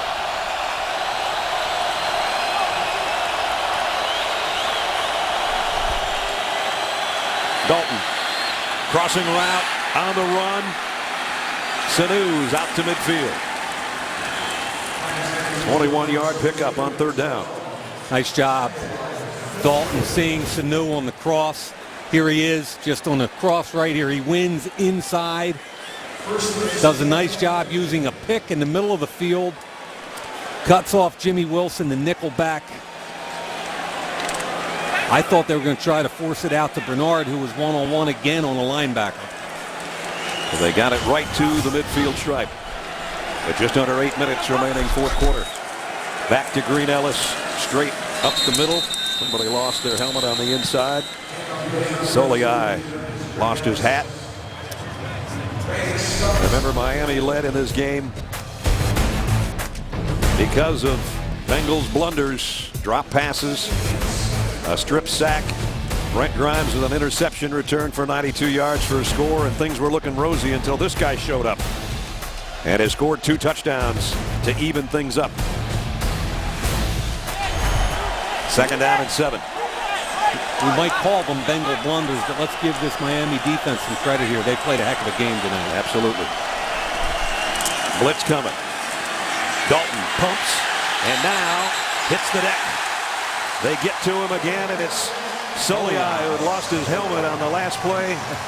4th sack of the night now. Green Ellis does a good job picking up over here, but watch Soliai in the middle just keep coming. He gets that Reggie White hump move on the center. Kyle Cook keeps coming, won't let go. Yeah. You've got the John Cena, you can't see me. You trust me, we can see you, pal. You weigh 345 pounds. Dude, we can't miss you.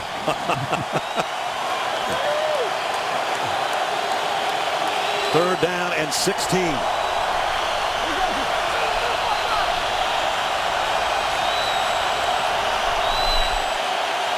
Dalton throws complete to Green. He broke a tackle. He's got a first down. He spins his way to the 35-yard line. Big-time player at a big time. Yeah, hey, you know, and Grimes misses another tackle. Miami tries to go with what they do here is a safety here and a safety back here. It's called a robber coverage. You're trying to force a throw over the middle of the field.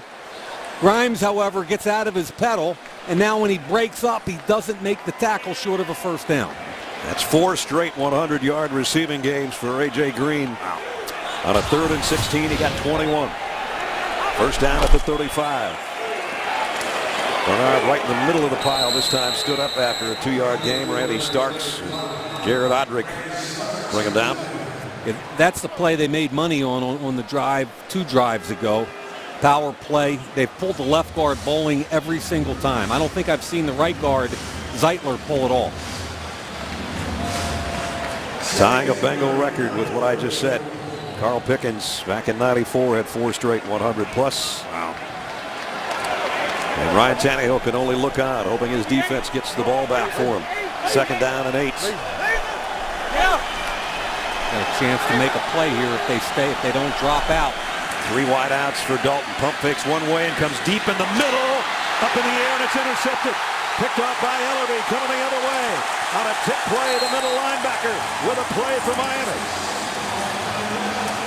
He had single coverage out wide on A.J. Green, yet he decided to throw into double coverage. I don't understand it. Ball should have been caught. And then Ellerby, number 59, alertly picks it off. 3rd interception of the night by Andy Dalton. Andy Dalton had been almost perfect the last month of the season. 3 interceptions now tonight, ties a career high. And it gives the football back to the Dolphins with just under 5 minutes to play, with a chance to win and snap a 4-game losing streak. Lamar Miller got the corner, tiptoes out of bounds with a first down. You know, Brad, on that interception, I was wrong. The safety came over the top and did double team A.J. Green. This is a correct read, and it is a heck of a throw. He fits it in between the linebacker and the safety. Sanu's got to catch this football. So that's my bad on the call with Dalton. The first 2 interceptions I hated. That one's not his fault. First down at the 30. Lamar Miller working on a 100-yard game now. 28, go, go. And he might have it with that run with forward progress, but he's knocked back by Burfict.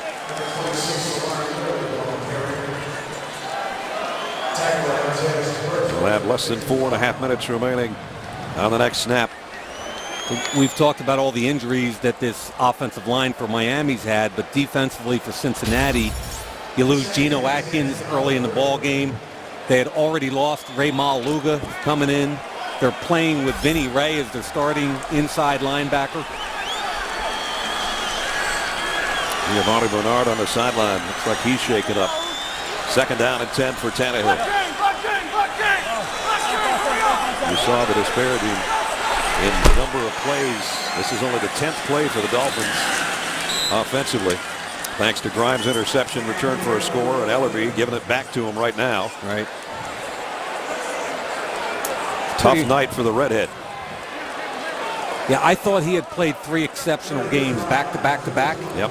And this one's a little bit of a regression. Now, this is a pretty important play here. You're talking about 3:40 and running in the 4th quarter, tie ball game, 3rd and about 5. Miami has matched what they did last week, and they lost to the Patriots on the ground again tonight. They need 6 through the air here. Tannehill, pressure coming. Throw a little bit high. Is there a flag? There is not. Adam Jones makes the play. Really good pressure. Ball comes out. Jones, man coverage. The slip. He's on his back, ripping his arm. What do you think, partner? I'd say interference. Yeah. So would Ryan Tannehill. Yeah. Instead, it's punting time for Brandon Fields. And Joe Philbin still asking the question on the sideline. Maybe more of a statement than a question. Tate from the 15. Low kick. Brandon Tate looking for a blocker. And he actually got a nice return out of it before he's run out of bounds. 3 minutes, 7 seconds. Andy Dalton's got another chance. Despite a 3-interception night, he'll have the football in a minute. The NFL is teaming up with Discovery to bring you unprecedented in-season access. Get an uncensored look at what it takes for the 49ers and the Jaguars to prepare for their big game in London. NFL in-season. 49ers versus the Jags tomorrow at 11 o'clock Eastern on Discovery. Well, the guy that tied the football game up, shaken up, we think, on this play. The last time he carried. And he's not in there right now when they need him. That means it's Ben Jarvis, Green Ellis in the backfield with Andy Dalton. 3:07 and 2 timeouts to work. A quick out dropped by Hawkins. Another drop pass. And Dimitri Patterson shaken up, making the play over there on the corner. And that was a really good play by Patterson. They went double stack, which is an alert to a bubble screen every time, and he fought through Tyler Eifert and made a play. 7th-year pro out of Tuskegee. Shaken up on the play. We'll check on him when we come back. Next Thursday, we'll make our final trip to the Metrodome. RG3 and Adrian Peterson set to display their wares as the Redskins meet the Vikings next Thursday night in Minneapolis. Hope you join us, 8 o'clock Eastern, 7 o'clock Central Time. Dimitri Patterson, I think his shoulder may have popped out. It looked like they tried to pop it back in for him. They're running out of corners. Remember, Nolan Carroll went out with a concussion earlier. R.J. Stanford's in now playing corner. Second down and 10. Dalton on a throwback to A.J. Green. Looking for blockers. A stiff arm, a sidestep, and a first down out around the 40-yard line.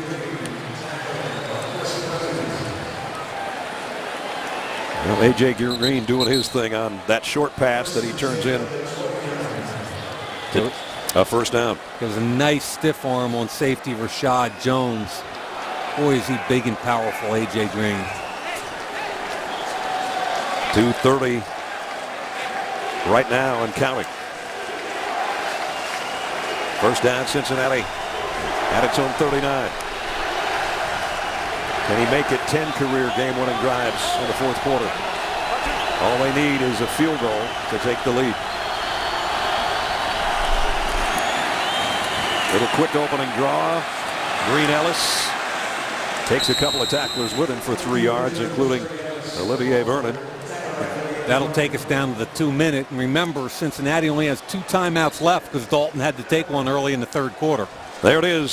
2-minute warning. On Halloween night in South Florida. Final 2 minutes. It'll determine this game. Tied at 17. Thursday Night Football is brought to you by the new 2014 Lexus GX. Dare to be spontaneous. And by Bridgestone. Our passion for performance knows no bounds. Bernard is heading to the locker room. His 2 touchdowns have evened this game up, and now it's in the hands of Andy Dalton and company with a second down, I should say, at their own 42-yard line. They need about 20 to 25 yards to get in field goal range. Dalton throws on the run, and trying to bring it down was Marvin Jones. R.J. Stanford, that backup corner we were talking about, made the play.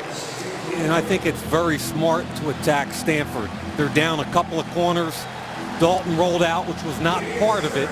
I think if he could have gotten that out there earlier, he had an opportunity, but a good job by R.J. Stanford. When you've had 3 interceptions on the night, but you are 8 of 11 on your third down conversions, here's where you become a star if you can pick up one more, if you're Andy Dalton.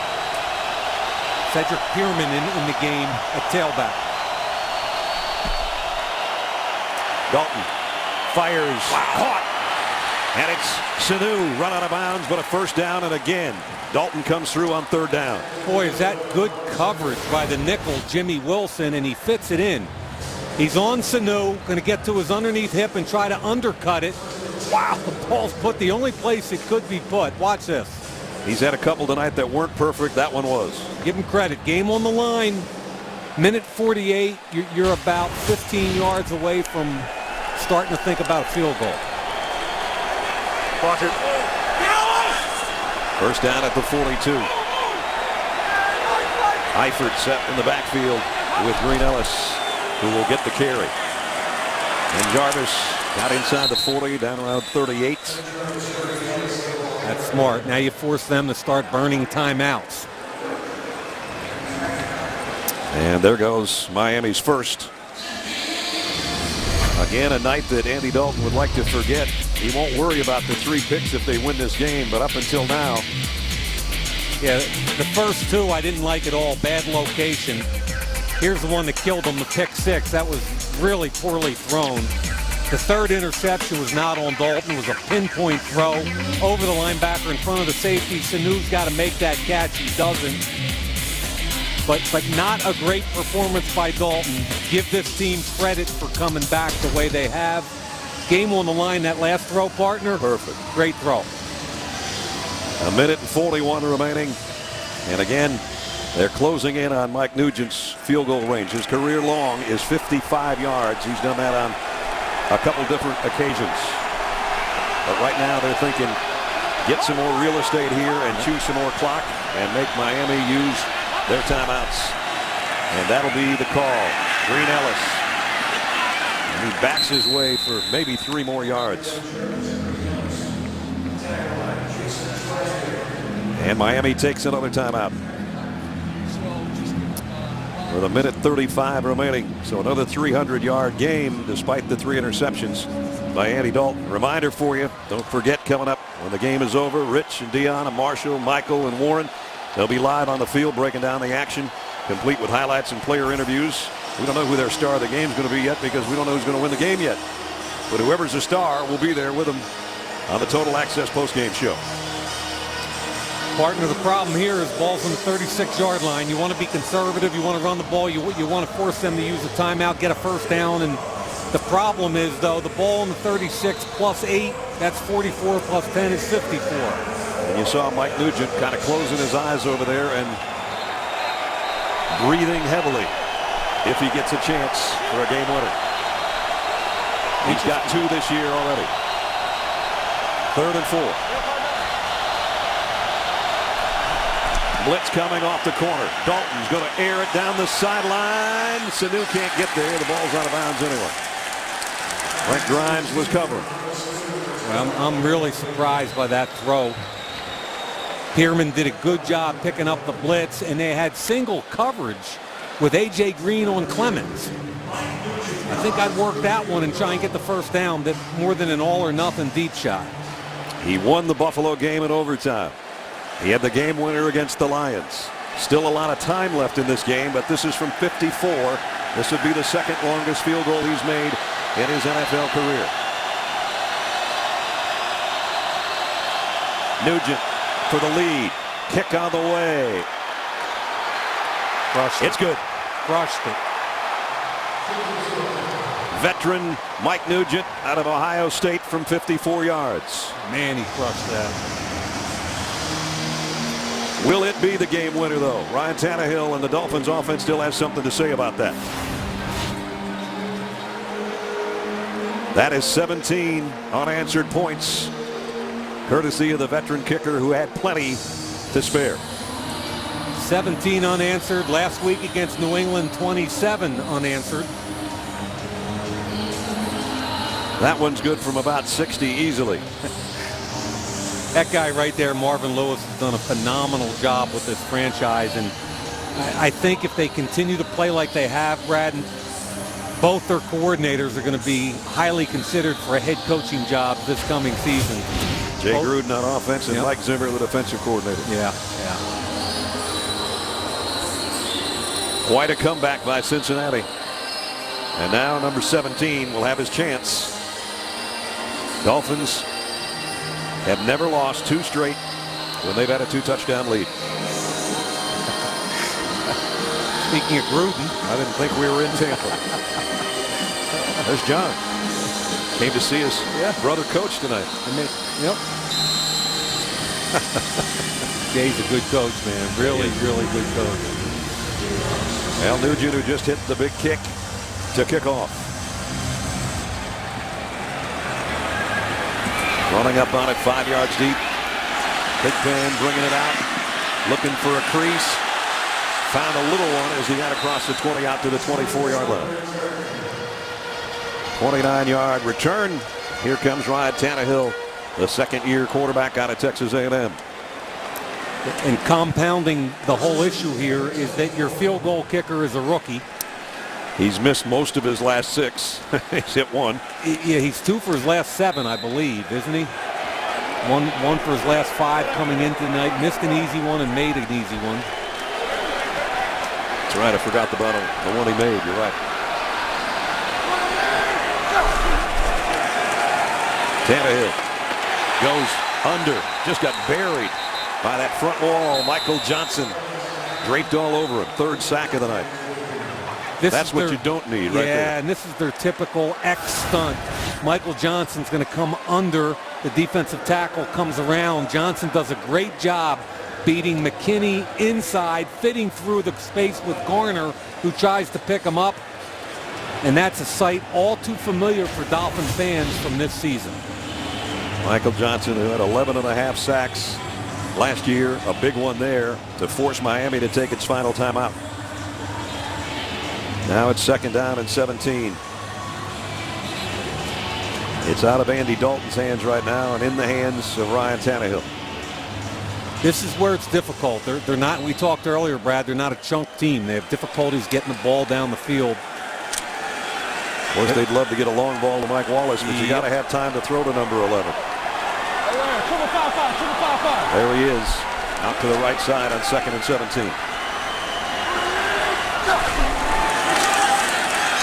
Tannehill got down to Matthews. Not going to be a first down, though. Going to have to hustle.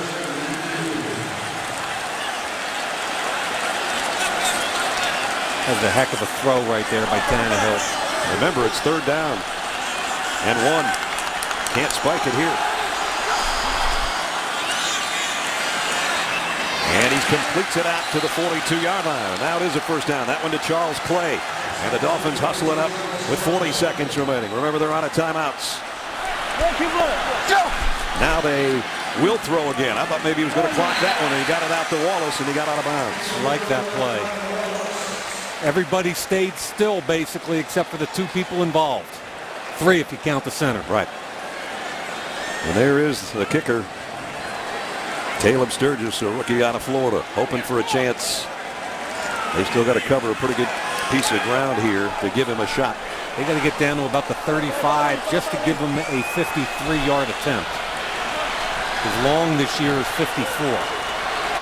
Which is what Nugent just hit moments ago to give the Bengals the lead. Tannehill with no timeouts. Fires. What a play. Pitch and catch to Hartline. Out of bounds. 20-yard pickup. Crafty move by Hartline, getting open over Adam Jones. Drags both feet. Holds onto the football. That's a wonderful throw and catch. Down to the 32-yard line. So they're in field goal range. And they still have 27 seconds to play with. But no timeouts, remember. Blitz coming. Tannehill almost threw that one to the wrong jersey. Rashard Matthews was the intended receiver. That last play, what a nice job. This is cover 2-man, where the corner trails the receiver and the safety comes over the top. It's pretty good coverage, but just a beautiful throw. Tannehill's made back-to-back beautiful throws. Hartline drags the feet. That's a huge play. Now down to 24 seconds and no timeouts. 2nd down and 10. Even if it's in the field of play, you should have time to go up, get your lineup, and clock it to get your field goal unit out there. But they'll go to the outside and not worry about that with Hartline making his 2nd catch on this drive. 6 more yards to the 26. Hartline, a crafty receiver, faster than people think. Can play inside and outside. Caught over 1,000 yards worth of passes last year. 2 biggest catches for him tonight have come in this drive. 3rd down and 4. Sturgis 1 for 2 tonight. As Mike said, his career long and season long is the same as a rookie, 54 yards. Tannehill can't take a sack here. Almost got hit. Threw into coverage. Incomplete. And here comes the field goal unit. Yeah.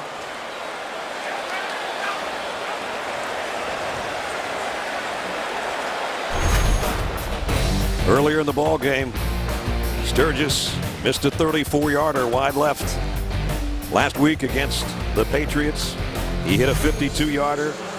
He missed a 46-yarder and had a 39-yarder blocked. This is a 44-yard field goal attempt.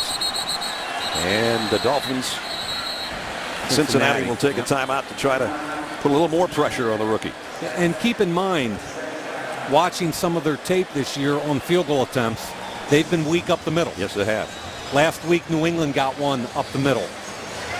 They've been pushed back repeatedly.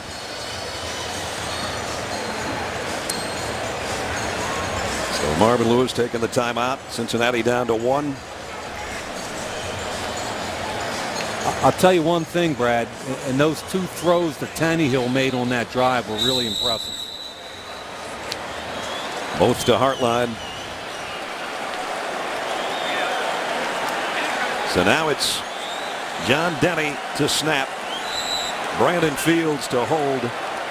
Caleb Sturgis to try to tie it up from 44 yards out. Kick on the way, and it's perfect. Nice job, kid. Nice job.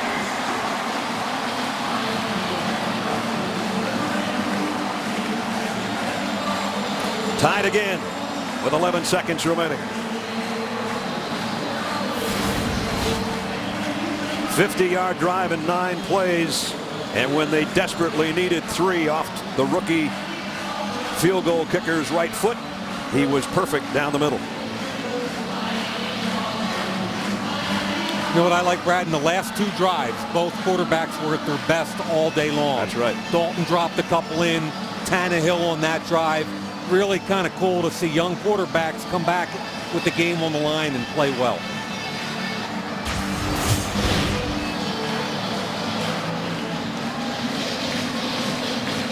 "11 seconds remaining in regulation."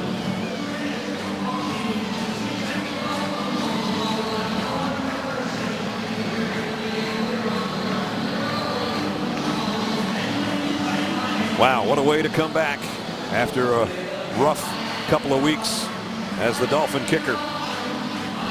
The rookie who played his college ball right here in the States.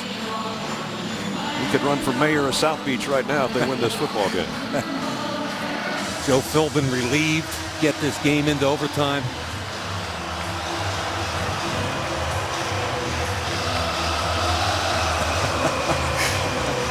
Special teams coach was about 10 yards on the field, just got pulled off by one of the refs. And Sturgis will kick it deep. Actually running up on it at the 4 is Tate. And Tate out across the 25 with 5 seconds remaining in the 4th quarter. That's Miami special teams coach Darren Rizzi. So Andy Dalton, whose Bengals came back and scored 17 unanswered. The defense, though, just allowed a 50-yard drive by the Dolphins to tie it up with the field goal. And now we got 1 snap left before we head to overtime.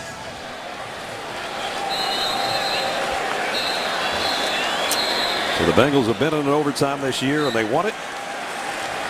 They're going to another one right here in Miami. So 60 minutes wasn't enough. We go to overtime.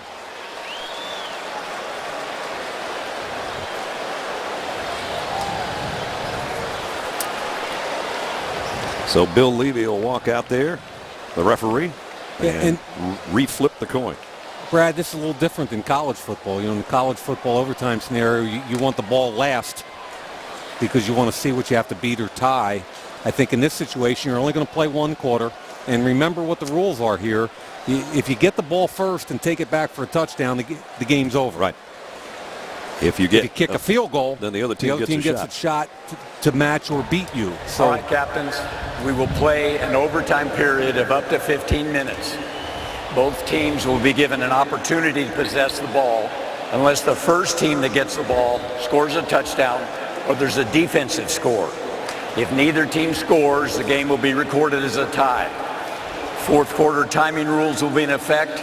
Each team is given 2 timeouts, and all the replays will be from the replay booth. Cincinnati are the visitors, you'll call it. Tail and a head. Tails. And it's heads. You want the ball. What goal do you want it to fit? You're in the right direction. Yep, couldn't have been explained any better than Bill Levy just did. So overtime on Thursday Night Football. The Dolphins, who came back to get the late field goal, will have the first shot when we come back. Set to start overtime at Sun Life Stadium. Brad Nessler, Mike Mayock, Alex Flanagan, and our NFL Network crew, as 4 quarters was not enough. The Dolphins won the toss, and Tannehill and company will have the first shot at it.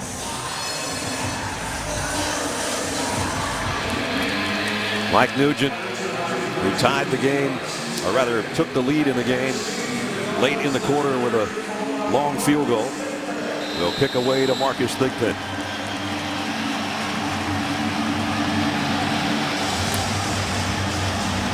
Well, they got their money's worth and then some on Halloween night in South Florida. Thigpen will have to take a knee here. So out to the 20 come the Dolphins. As Mike said earlier, Tannehill and Andy Dalton, when they had to be at their best on the last 2 drives, were. And let's see if that continues for the second-year quarterback.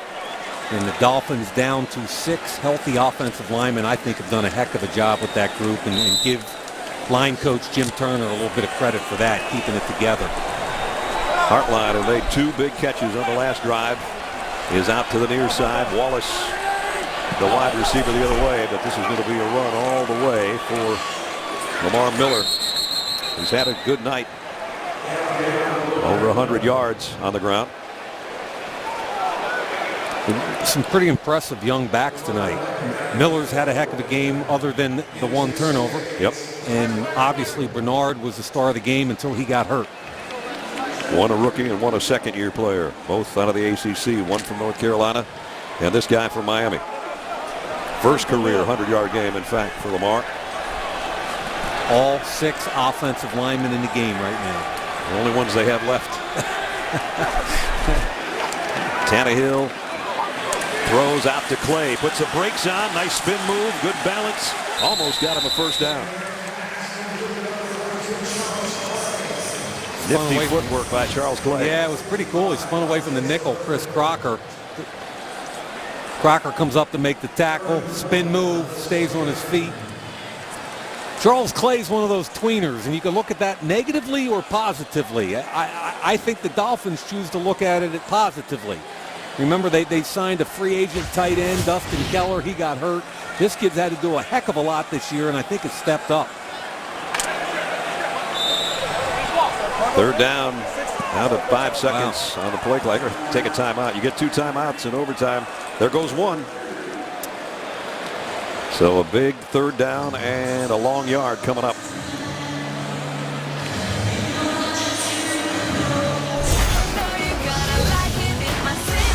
City will be in Minneapolis next Thursday night. RG3, AD2.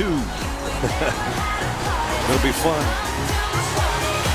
2 of the most electrifying guys in football, the Redskins and the Vikings, next Thursday night from the Metrodome. Okay, partner, it's third down and a long one right here. Had to take a timeout. Only 1 left for Miami. It's a good timeout if you get the first down. Otherwise, it doesn't look so good. You know, and it doesn't matter as much in overtime, burning 1 early. You get 2 for 1 period. Let's see what they've come up with. Yeah, so 3rd and 1, get it right. Here comes Agnew late, and now there's confusion. You shouldn't have confusion after a timeout. No. Clay in the backfield on one side and Miller to the right of Tannehill, who's going to throw on 3rd and short. Double clutches, trying to tuck one in there. It's incomplete. Adam Jones knocked it away from Hartline. Yeah, it's tough to fit slant in there when you're standing there patting the baby. They're burping the baby. It's really difficult. Hartline's going to run slant. Adam Jones jump, undercuts it. The ball's way too late and low. And so a wasted possession in overtime, and Fields will punt.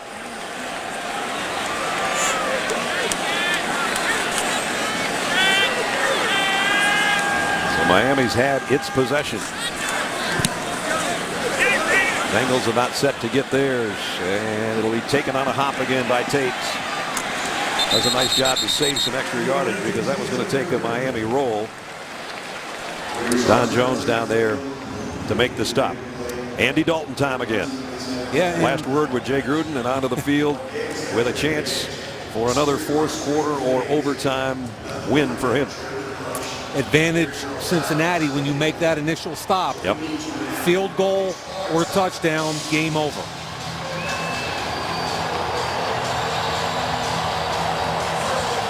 They start at the 25-yard line. Miami defense, it's been very good all night long, being asked one more time to give it back to their offense. Green Ellis on a counter, trying to stiff arm to get outside. Dolphins aren't going to let him. Loss of a yard. Randy Stark stayed with it. Good job at the point of attack. Anthony Collins got no movement on the defensive end of that side. Olivier Vernon, who I think's played a really good game. Yeah, he has. Playing here in where he went to college, University of Miami. Born here too. Didn't have to leave the state to play football. Loss of a yard, 2nd down and 11.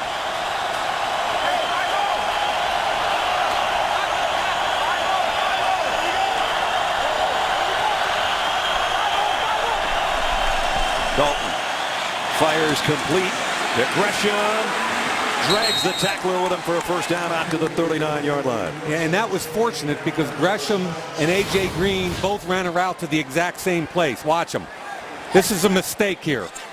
Green thinks he's got it, but it goes to Gresham. And either way, they'll take it. Grimes thought Green had it too. Right? That's very, very fortunate for Cincinnati. They make a mental mistake and come away with a first down.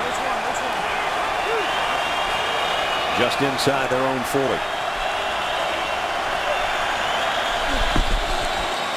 Green Ellis, a stop, a spin, broke a tackle, and made something out of nothing. Ellerby put him down, but he got 3 yards. Made Cameron Wake miss him in the backfield. A couple spin moves today by Ben Jarvis, Green Ellis, huh? Showing some fancy footwork. Yeah. Much like Giovanni Bernard. Gresham stretching out over there on the sideline. 2nd down and 7. Pierman in the backfield this time. And Miami with their pass rushing defensive tackles, both Odrick and Starks in the game along with the nickel package. A.J. Green is the slot man, the second of the receivers on the right side. Pass, wow, complete to Sanu, and I bet he wishes he hadn't caught it. Well, he was going to get hit either way, I guess. Brent Grimes is so stinking feisty, man. I love watching this kid play ball. He's going to read it quickly and just watch him flash through the block attempt by Sanu and make a play. That's awesome. Drop your headgear, your shoulders in there. That's beautiful. Form tackle. 3rd down and 5. And Cincinnati's going to take a timeout. Sanu was shaken up on the play. And they were deciding who to get in there to take his spot. I think it's going to be Sanzenbacher. Grimes, remember, a 92-yard interception return for his first National Football League touchdown is what gave Miami a lead earlier in the ball game. And Cincinnati comes back to tie the game. Nugent's field goal gave him the lead, but Sturgis' field goal with just seconds remaining in the 4th quarter tied it up again for the Dolphins. Hey, if Miami wins this game, to me, the player of the day is the corner. I'm going with Grimes. To me, he had the pick 6. He's been consistent all day long. I think the kid's played his tail off. You want a big 3rd down on Halloween night with a team wearing orange and black? Here you go. Right here down the bottom. 1-on-1.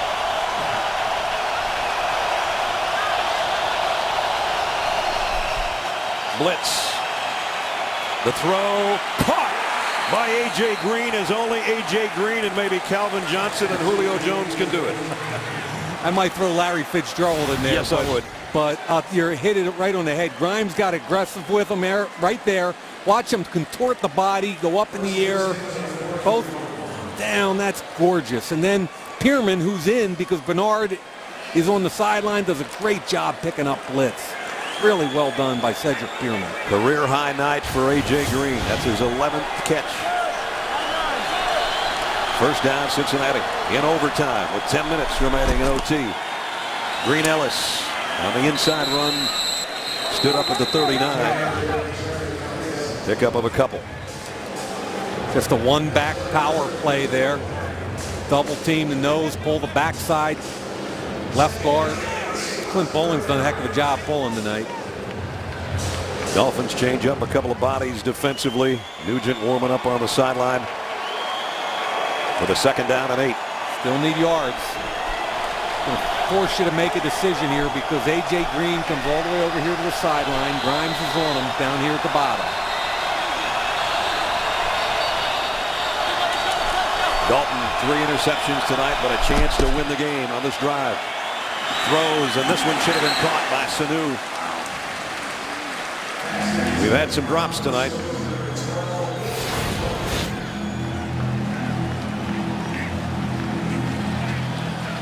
Right through his hands. Yeah, not a whole lot to say there. Self-explanatory. They still need some yardage here.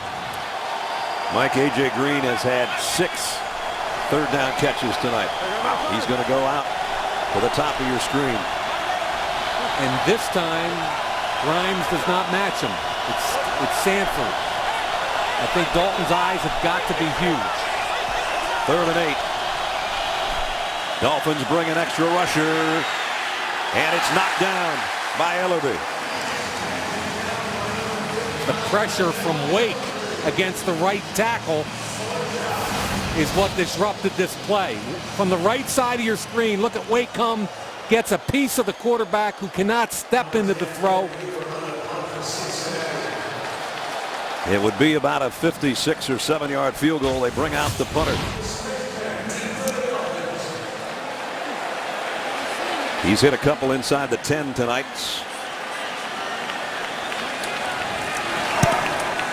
Kevin Huber, the left footer, high, wobbly kick. Fair caught around the 13 yard line. Only a 26 yard punt that time. And Tannehill gets another shot.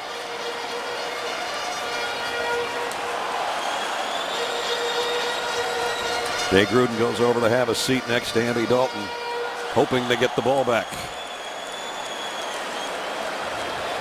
So 90 plays for Cincinnati tonight. Wow. 90 versus 58 for Miami. You've got to believe Cincinnati's defense has got to be more fresh than Miami's. High backfield with Lamar Miller behind Tannehill. They don't want him to run the football. They've walked Aloka up there along with both linebackers. Solid 8-man front. Let's see if he checks out of it. He will throw. And he's going to go deep. Got a man out there, and it's going to be interference. On Terrence Newman. Oh, yeah. And let's give Ryan Tannehill a ton of credit. He read the box correctly. Cincinnati challenged him to throw the football. They blocked it up, and they throw it. All the Miami fans wanted to see a vertical. There it is. Not a catch, but just as good. Just as good. All day long. Dolphins in Bengal territory. A 38-yard penalty at the 48-yard line. And Terrence Newman gets a flag right in his face. Look at him just run away from Newman. Great protection. Tannehill in the shotgun on first down. Wanted to go right, comes back across the middle. Good toss, got it to Miller. Miller to the 40. And now the Dolphins are closing in on field goal range. Tannehill growing up right here a little bit. He wanted to go out wide, came back underneath, checked it down. I love the decision to check it down. Sturgis just pacing by himself over there on the Miami sideline. Daniel Thomas back in at tailback on 2nd down and 2. Here he comes into the middle of the pile. Should have the first down with that carry.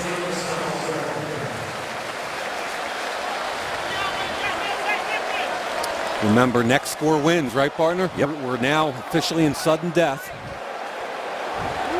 The Dolphin faithful that have been waiting for 4 weeks to get off the loss column, and they're still holding their breath right here in overtime. The Dolphins huddling around as they bring out the sticks to see if he got the first down. I thought he had it, but maybe not. Nope. A few links off. That's your first one in 3 years that you missed. I challenged the spot. Well, you have to, because it's going to come up from up top in overtime, right? There's General Manager Jeff Ireland. Controversial moves in free agency this offseason. They spent an awful lot of money. People questioning whether or not it's going to bear out for this team. Critical night tonight, trying to get back to 500. Spent good money on Brent Grimes, I'll tell you that much. Yeah, favorite move of all of them. I agree with you. 3rd down and inches. Charles Clay in motion. Second man is not going to get there at all. Loss on the play for Thomas of a yard. Really nice job inside, getting low. Here comes the punting unit. Watch him get low under here. There's the penetration at the point of attack. Agnew can't move. Adam Jones. That's really good team defense. Neither coach willing to give their field goal kicker a long shot. Nugent first, and now Sturgis, so Fields will kick to Brandon Tate. Good point. Both of them were on the 40-yard line, would effectively be 58-yard attempts, and neither willing to give that field position to the other team. Nice job by the Dolphins to get down there and almost catch that football. Jimmy Wilson on the special teams. So Cincinnati's got the ball back, but the Bengals are in a hole here at the 8-yard line. 6:52. Remember, if nobody scores, you get one of those strange ones on the end of your column after the wins and the losses. Yep. Still plenty of time. 6:52 left in overtime. Each team with one of their allotted 2 timeouts remaining.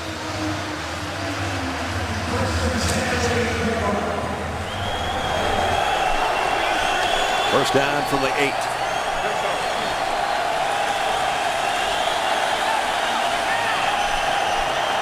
Dalton in the shotgun.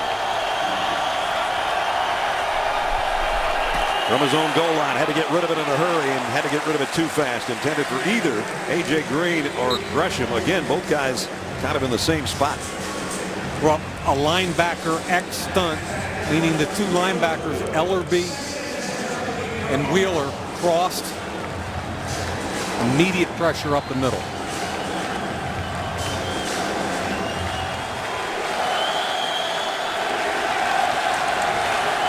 Second down and 10. Quick snap, they got him. Dalton airing it down the sideline. His receiver fell down. A.J. Green incomplete. Grimes was covering. They had a chance here too because they quick snapped them and Miami wasn't set. Matter of fact, one of their linebackers was calling for. That was just a slip. They didn't get their feet tangled up. That one never had a chance once A.J. Green went down. Look at it, they're calling timeout in here. They're not ready to go. Dalton alertly trying to take a deep shot, but Grimes is not the guy that's trying to compete with. The Dolphins can get a stop here. They're going to get great field position on the next punt.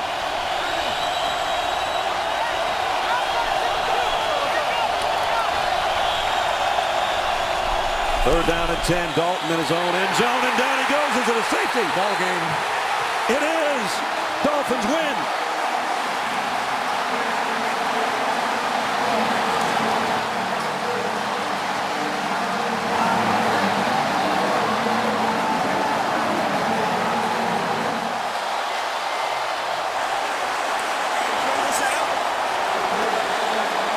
Andy Dalton goes down in a wake. Named Cameron, a safety, ball game, end of a 4-game losing skid, the end of a 4-game winning streak. Cameron Wake on a slant is going to beat Zeitler, the guard. Slants down inside.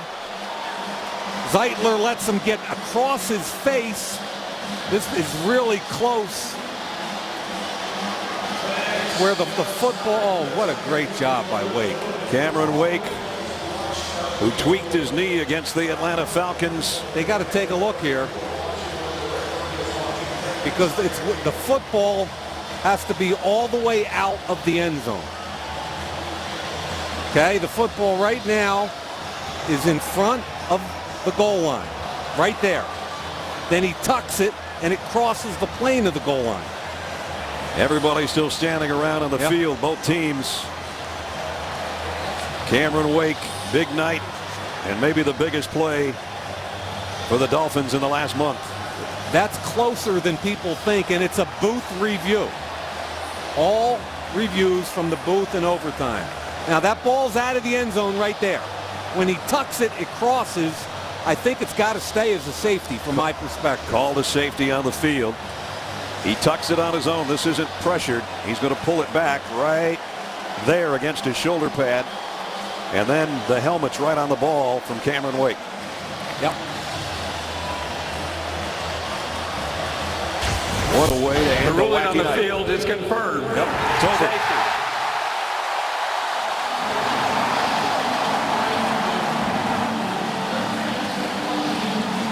Cameron Wake pulls the trick, and the Dolphins have a treat on Halloween night. I give Miami a ton of credit. It looked like the same old Dolphins giving up a lead in the second half. They hung in there, made plays, and the biggest play of all by Cameron Wake.